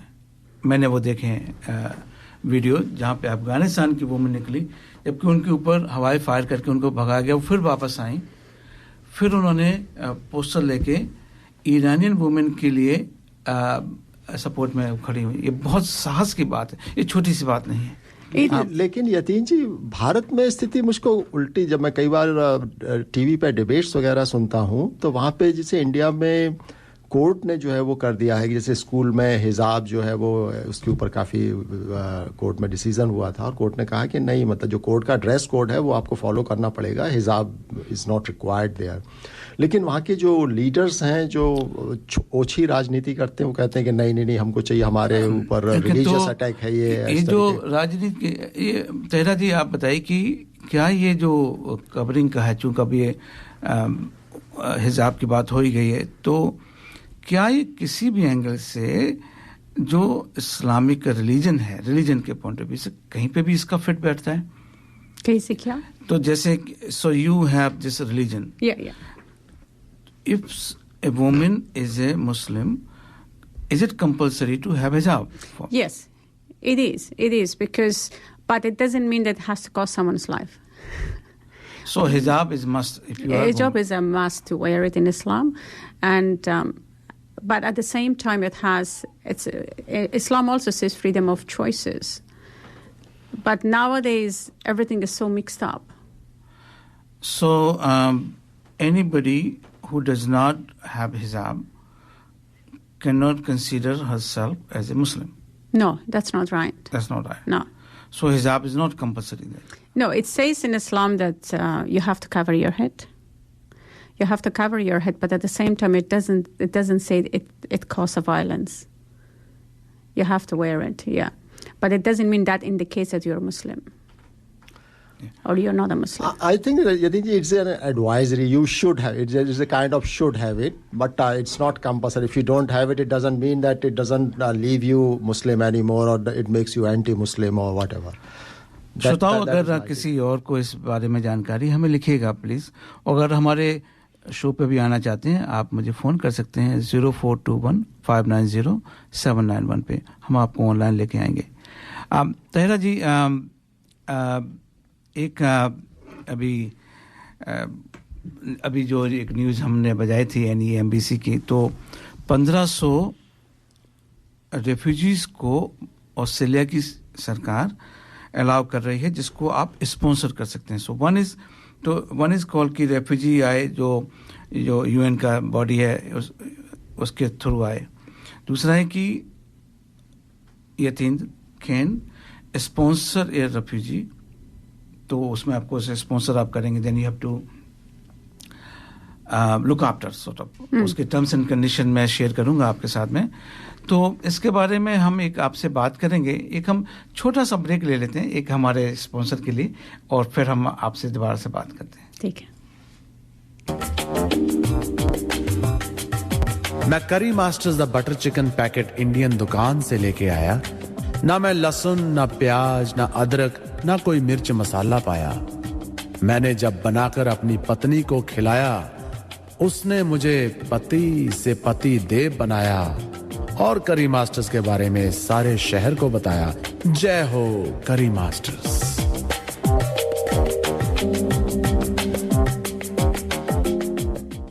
ये था हमारे स्पॉन्सर करी मास्टर का संदेश.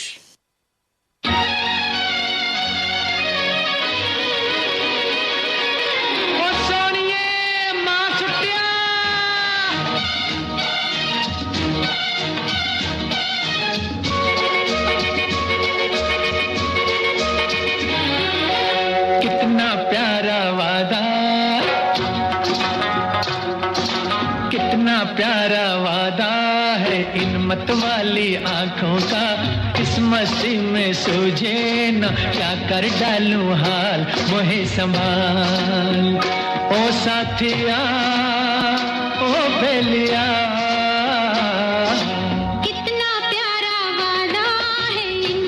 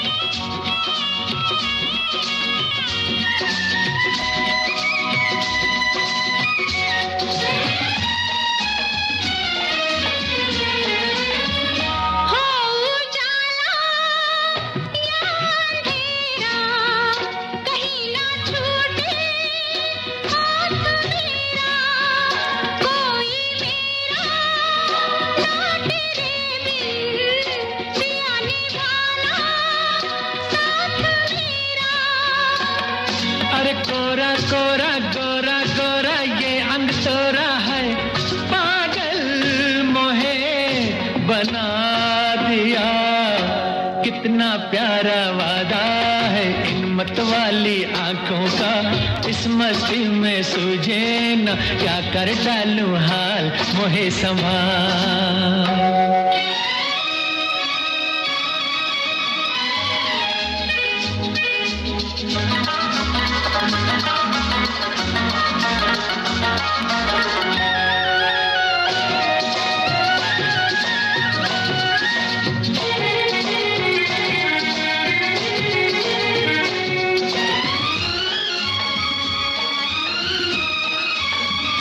बरसों मैंने मन जलाया मिली पलकों की तब ये छाया कांटे मेरे तन में टूटे गले से तूने तब लगाया हो सैया प्यारे चलता जा रे भैया डारे हो गरबा तो है लगा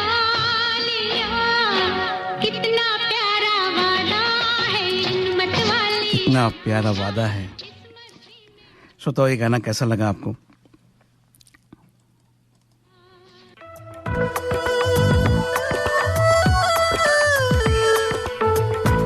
Contact the Hindi Show for sponsorship and phone 0413 385 976. दर्पण हिंदी कार्यक्रम में स्पॉन्सरशिप के लिए संपर्क करें फोन नंबर 0413385976। तो तहरा जी, जो ये ऑस्ट्रेलिया की सरकार का एक मैं समझता हूँ कि बड़ा फिगर तो नहीं है, 1500 का है, it's not big number, I know. आप कहेंगे 1500 क्या होता है, लेकिन मैं इसको ऐसे देखता हूँ कि अगर जो ऑस्ट्रेलिया के रहने वाले हैं, और शायद मैं भी उसमें से बनना चाहूँगा, और मैं आपकी उसमें जो भी हेल्प होगी मैं लेना चाहूँगा कि मैं भी एक को स्पॉन्सर जो रेफ्यूजी है उसको करना चाहूँगा। और मैं चाहता हूँ कि हमारे श्रोता जो सुन रहे हैं, अगर वो भी आगे बढ़ना चाहे, तहरा जी के साथ में मिलके हम इसको कैसे कर सकते हैं। ये केवल मैं समझता हूँ कि केवल अफगानिस्तान के लोगों की समस्या नहीं है, इट इज़ फॉर एवरीबडी और it's a problem for everybody. तो पर तहरा जी, coming back to that part, एक मेरा प्रश्न है, एक छोटा सा प्रश्न है कि एक घर में मेल एंड फीमेल दोनों होते हैं, तो you have husband, brother, uncle, all male, and then you have sister, mother, niece, all. So how they treat the woman in the family first before I go to society? In an Afghan family or in a Muslim family? I'm talking Afghanistan. Afghanistan, okay. It really depends. It really depends. I am from an Afghan family. Like, it comes to the education, it comes to the family, it comes to the standards. But if I look at the current situation at the moment, current families who are left in Afghanistan, which they have a very low educations, obviously priority is given to the man in the family. I'll give you a good example. Like, it's very common in Afghanistan, and that if a child cries, if it's a boy cry, a child, the family or the mother of the family tells to the boy, "Are you a girl that you're crying? Stop crying like a girl." This itself is a big statement that we as a woman gave it to the child, because we are indicating from a very young age saying that the boy are stronger than the girls, than the woman. So again, it comes to the education. So the balance is not there. At the moment, if I answer directly your question, so obviously priority is given to the men. Females has no say on that family. Females are always a follower in the family. They have to follow the decision which is put on the table by a man in the family. Even if the decision is right or wrong, the female doesn't give a say or doesn't include into doesn't bring on the table to include into the discussion. So and I think for in reference to what you are saying in terms of sponsorship or whatsoever, we need to give more values, more rights, more voices to the woman in the family. We need to educate the family, and we need to bring the balance as a human being, to balance it out. We should give the priority more to the woman. They have to be included. Balance is important. A lot of people are getting the message wrong, saying that why we have to add more value to the woman. Man and woman are the same. Where is the equality of the gender? But we need to empower the woman first till they get into a stage where their voice is heard, and then we can balance it out. Tahira ji, there's nothing called equality. There's nothing called everybody is human. Everybody is equal in the world. Now, this is one of the wrong thing, very WRONG. Right, equality should be there. But equality is a conceptual part, in my opinion. But because everybody's got different strength and weakness and all those things. But जैसे मैं फिर परिवार में आना चाहता हूँ कि suppose मेरी माँ है, वो माँ मेरे लिए कहीं की भी माँ है, जो माँ बेटे का एक रिलेशनशिप होता है. चलो हस्बैंड को मतलब मदर एंड फादर वाला है तो फादर को एक सेकंड के हटाते हैं. एक मदर है, एक उसका बेटा है. वो एक यूनिक रिलेशनशिप होता है. माँ के लिए बेटा, बेटा के लिए माँ. वो it's a pure relationship, just nothing more और लेस. तो जो बेटा है वो तो अपनी माँ के लिए कुछ भी करेगा. वो अपनी माँ के लिए शायद मरेगा भी अगर उसको चाहिए, अगर उसकी माँ की खुशी और सेम टाइम फिर वो सिस्टर की खुशी आ जाती है. सिस्टर को जो प्यार उसका है, जो सिस्टर के लिए एक भाई का होता है, इसलिए तो वो चीज कैसे अफगानिस्तान के परिवार में देखी जाती है. मैं बहुत छोटी सी बातें कर रहा हूँ. You mean the respect and the love of the son within the family. Forget the society, forget the country, forget all that part. लेकिन अफगानिस्तान में जो भाई है, जो अपनी बहन के लिए और जो बेटा है अपनी माँ के लिए, ये मेल फीमेल है. मैं उस एंगल से ही पूछ रहा हूँ, क्योंकि he is male. But how he will treat his माँ इन वो बहन को कैसे करेगा इस्लाम में? Well, again, it's different because if I look at the typical family in Afghanistan, which majority of them are typical in a way, but they have a different relationships. They have a different way of treating their mother if you compare it to treating their wife or treating their sisters. Again, it comes back to the balance, because I have seen and I do know a lot of families that they put a lot of love and respect for their mother. They put a lot of love and respect for their sister. But when it comes to their wife, again, it comes that you're my property. And you see in the family that the sister is not covering the head. It just comes back to hijab as an example. The sister is not covering the head, and the wife has to cover the head. And when the question is asked, oh, she's my wife. Oh, she's my sister. My mother doesn't allow me. So the balance is not there. And that's where they have, it's called manipulation of behavior, manipulation of personality. They customize a relationship, which is wrong. Again, it comes to the basic education, and it comes from the same family that, equality has to be there. When I say equality from your perspective, that's right, because man and woman are different. From every aspect, they're different. They're designed different, they think different. Exactly. From everything is different. But when we talk about equality, we are talking about equality of the rights. Actually, equality की बजाय एक respect word मैं यहाँ पे ज़्यादा prefer करूँगा. Everyone is unique, is different, and they should be respected in their own way of being unique. Exactly. Like the woman is different. A woman becomes so much emotional, right? They're very soft-hearted, very emotional. But not the three women in the family shouldn't be treated differently. Wife should be treated differently, mother different, sister different. No, they have to be treated equal and the same, because they're all female. Respect should be given to all of them. The rights of... ये तो एक ऐसी बात है, लेकिन coming back to the point कि जो mail है, जो एक बेटा अपनी माँ के लिए, वो शायद मैं सोच रहा हूँ कि वो अपनी माँ के लिए कुछ भी करेगा।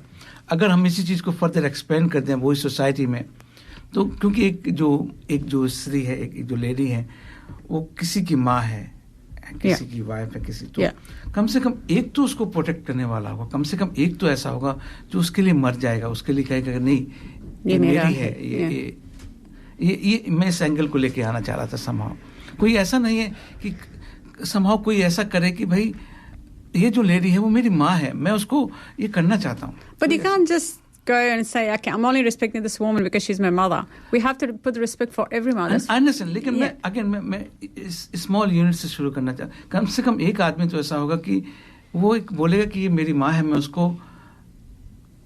उसको जीने की जो भी उसके लिए हो सकता है वो मैं करूंगा। यतीन जी, आप इसमें एक भावुकता वाला जो है वो पुट्टा बता रहे हैं, लेकिन इसमें एक्चुअली जो हम लोगों का जो विकास होता है उसमें हम जो देखते हैं उसका बहुत बड़ा हाथ होता है। जैसा होते हुए ऐसे छोटा बच्चा होता है, वो देखता है कि जैसे उसके फादर जो है मदर के अगेंस्ट वायलेंस चल रहा है, और अड़ोस पड़ोस में भी देखता है, तो फिर वो एक एजम्पशन बनाता है कि ये शायद सही है। ऐसा आई थिंक ये बड़ी है। हाँ, और वही फिर वो आगे अपनी वाइफ के साथ प्रैक्टिस करने में उसको कुछ भी अनयूजुअल और वो गलत नहीं लगता कि ये गलत चीज़ है। तो मेरे ख्याल से बात जो है वो एक शिक्षा के ऊपर आ जाती है कि सही प्रकार की शिक्षा, जो भारत में जो मदरसों के ऊपर जो इतना आजकल राजनीति चल रही है, जो भारत में इतना फंडामेंटलिज्म जो इतना हुआ है, उसका उद्भव जो है इसी कारण हुआ है कि उनको छोटे बचपन से 3-4 साल के बच्चों को आप जो भी बताएंगे कि ये सही है, तो वो उसको रिपीटेडली बताएंगे तो वो उसमें बिलीव करने लगता है। तो वहाँ पे उस जी अभी जो भारत में चल रहा है, perhaps you may not be following Indian news. In India we have now situation they are going to modernize madrasas. They will have science, IT, engineering, doctor, everything, not just typical religious education.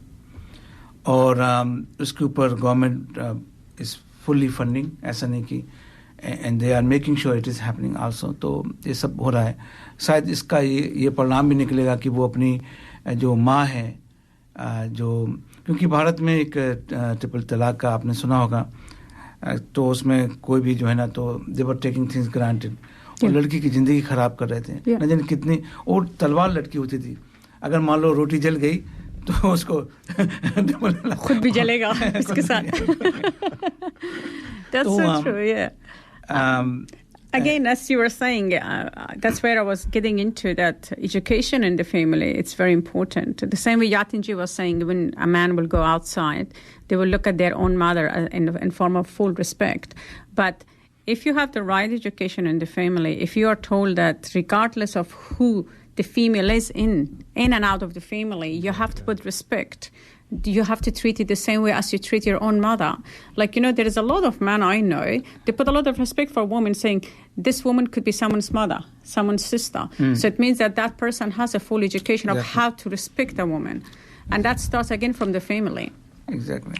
Can I read some remark, Tahira ji? Yes. So, good story about Richa Srivastava जी लिखती हैं, good story about आशा पारिक, बहुत मनोरंजक कार्यक्रम चल रहा है। राजेश पांडे जी ने लिखा है। सुधीर जी हमारे जो कश्मीर से हैं, उन्होंने लिखा है, Yatin ji, the figure on COVID death in advance economy are startling, the narrative propaganda in the Western media was biased against certain countries. Thanks for the information. अभी हमारी इन्फॉर्मेशन में था कि तो यहाँ पे Australia is a third largest death in Covid बीमारी में on per capita basis. Okay, तो मैं क्लैरिफाई कर दूँ। मिथिलेश जी लिखती हैं, thanks Darpan team programme going very well, I am enjoying all. Sujeet ji फिर से लिखते हैं, unfortunately Tahra ji is not correct about hijab, it is not compulsory. तो तहरा जी आप क्विकली बोलेंगे कि आपने सर्च भी कर लिया इसका। All right, so Sudhir Rihanna ji, is it a male or a female? Is it male? Male. Okay, all right. So it says hijab is not compulsory. I'm not a religious person. I've grown and born and brought up in a Muslim family. I remember that I was sent to mosque to read Quran. And it was snow, very cold outside. As a child, we were pushed and we were forced to go and read Quran, and we weren't going to the mosque. We were always beaten by a stick that you can't learn Quran because obviously it's a Arabic language. Yes. I finished Quran, and of course, we as a refugee made our way to so many countries, and you get in a stage in life that you forget about reading Quran, you forget about being Muslim. All you care is that you need safety. You need safety. Thank you. And safety for your children comes as a priority. Having a security, a shelter, comes ahead of everything in your life. I don't cover myself. I believe in God. The God is in my heart. I don't do advocacy for Islam or for religion. I shouldn't say Islam, for religion, because I personally am not a tight religious person. I believe in Islam. I believe in Quran. I believe in everything. To answer the question, as far as I know, as far as I read, as far as a child, I grew up on a Muslim family. I'm not an academic person into religious stuff, but it is said it's compulsory. So the woman should be only their face and their hands should look, but it says it's compulsory to be covered. How much academically it's right or wrong, which part of Quran it says, I can't answer and I can't find that. आपके पसंद का आपको गाना सुनाते हैं. Thank you. ये गाना जो है वो एक्चुअली इसके बारे में थोड़ा सा तहेरा जी का गाना है पसंद का. अच्छा, क्या बात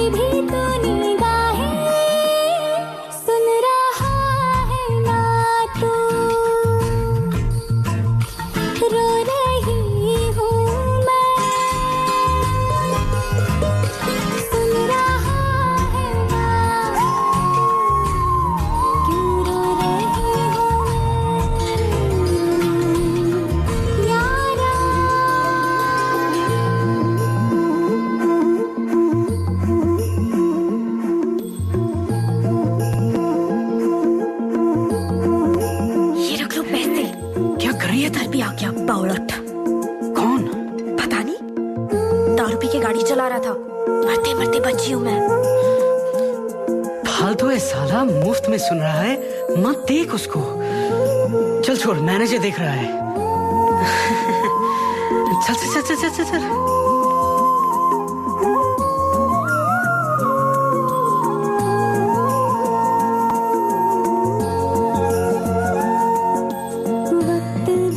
श्रोताओं, ये तहरा जी की पसंद का गाना है. ये आशा पारिक जी के ऊपर नहीं है. आपको कैसा लग रहा है? आशा भोसले का बिल्कुल है. तो आशा है कि आपको पसंद आ रहा होगा. एक हम ऐड और सुनते हैं. Work, home, kids.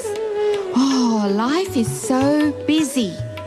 Where is the time to cook? With Curry Master's complete curry mix, it's ready to cook with 3 simple steps and the curry is ready. It's so easy. They have huge variety to choose from.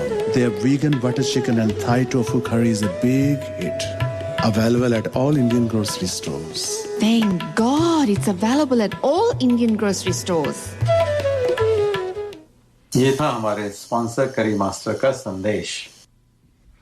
तहरा जी, मैं चाहता हूँ कि आप जैसे कि आप जब पहली बार आए थे तो हमारे श्रोताओं ने काफ़ी एक्टिवली पार्टिसिपेट करा था. आपके जो भी आपके इनिशिएटिव होते हैं, तो कैसे हमारे श्रोता आपके जो भी आप इतने काम करती हैं वो भी मैं भी आपसे पूछने वाला हूँ, उसमें कैसे सहयोग कर सकते हैं? How they can participate in your मुहिम में, आपकी मुहिम में कैसे वो शामिल हो सकते हैं?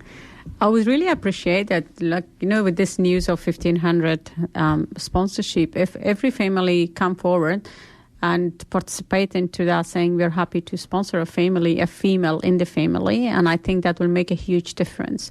Because obviously these family who are coming in Australia, they will be taking initiative to make their life in here, and that's going to be a big job to do.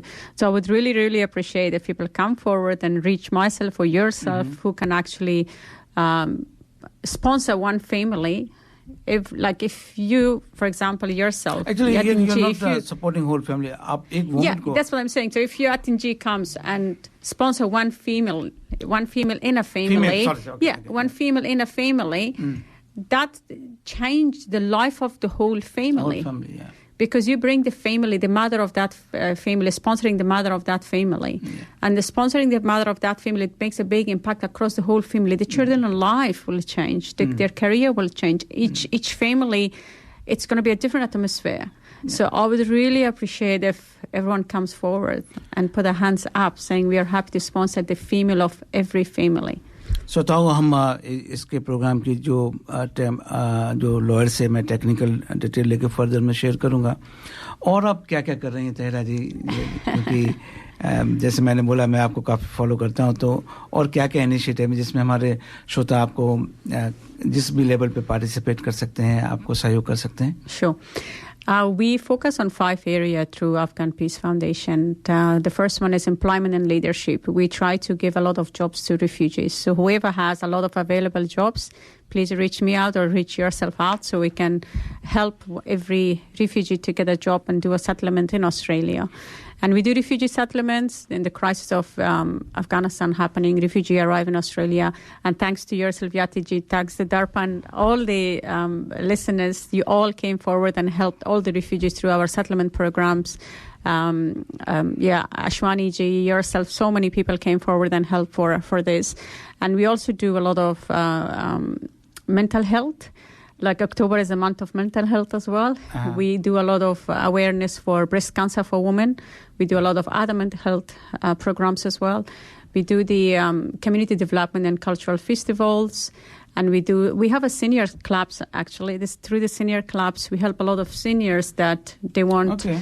They get together monthly, weekly, fortnightly. They learn English languages, computer classes for all these refugee seniors and all that. So we do focus on 5 areas. And I think the crucial services that we are focusing at the moment is the jobs. Because every family who arrive in Australia, we try to give them jobs. We try to train them, empower them that they have to be independent enough in Australia to come forward. So the services we need, the help we actually need from community is addressing the available jobs they have so we can connect them to the refugees so they can get some jobs. Sarah ji, आप अपना जो detail है, जैसे phone number, जो भी आप detail देना चाहते हैं, so that जो लोग हमारे आपको सहयोग करना चाहें वो आपको कर सकते हैं. Thank you. आप शेयर करना चाहेंगे? Sure, of course. It's Afghan Peace Foundation and my telephone number is 0432 186 002 and the office number is 0288101031 and the email address you can reach us is admin@afghanpeace.com.au. And हमारे तैरा जी accountant भी हैं. जो लोग WhatsApp group पे हैं उनके लिए हम ये डिटेल्स जो हैं पब्लिश भी कर देंगे, ताकि कई बार सुनने में यतीन जी दिक्कत हो जाती है तो ग्रुप हाँ बिल्कुल, हाँ ये तो होता है. Thank you. तो चलिए आशा जी से दूसरे आशा जी और चले और एक गाना सुनाना चाहूँगा. लेकिन यतीन जी, ये राज खोसला एक डायरेक्टर हुआ करते थे 60s के दौर की. बड़ी हिट पिक्चरें उन्होंने बनाई हैं, मेरा साया, वो कौन थी, अनीता. तो ये सारी सस्पेंसिव पिक्चरें हुआ करती थी. तो इनके ऊपर एक ब्रांड लग गया था कि टाइप के ऐसी है जो है सस्पेंसिव पिक्चरों में काम करते हैं. तो उन्होंने उससे बाहर आने के लिए एक अलग पिक्चर बनाई थी, मेरा गांव मेरा देश, जो कि बिल्कुल एक अलग थीम की पिक्चर थी, डाकुओं के ऊपर थी और विनोद खन्ना ने अपना काफी इसमें नाम कमाया था. उसका गाना सुनते हैं. हाँ, उसका गाना है. उस गाने की भी बड़ी, इस पिक्चर की एक और खासियत है कि इस पिक्चर में कुल 5 गाने थे और पांचों के पांचों सुपर हिट. अच्छा. और खासियत ये थी कि आशा पारेख इस पिक्चर की हीरोइन थी, लेकिन इसमें एक साइड हीरो एक्ट्रेस हुआ करती थी लक्ष्मी छाया. उन 5 में से 3 गाने जो थे वो लक्ष्मी छाया में पिक्चराइज थे. आशा वो पारिक को सिर्फ 2 गाने मिले थे, तो उन्हीं 2 में से एक गाना जो है हमने एक श्रोताओं के लिए आज चुना है, तो इस गाने को जो है। और श्रोताओं, इसी के साथ में हमारा प्रोग्राम भी समाप्त होने को है। अगले सप्ताह आपसे फिर मुलाकात होगी, लेकिन मराठी प्रोग्राम के लिए रुके रहिए। Work, home, kids. Oh, life is so busy. Where is the time to cook? With Curry Master's complete curry mix, it's ready to cook with 3 simple steps and the curry is ready. It's so easy. They have huge variety to choose from. Their vegan butter chicken and Thai tofu curry is a big hit. Available at all Indian grocery stores. Thank God it's available at all Indian grocery stores. ये था हमारे sponsor करी master का संदेश।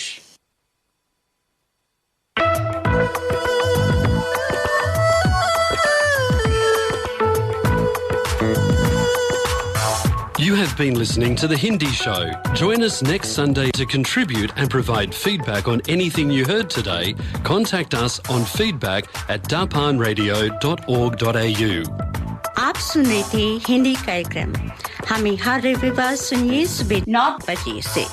अपने विचार भेजिए आज के कार्यक्रम के बारे में। ईमेल कीजिए feedback@darpanradio.org.au।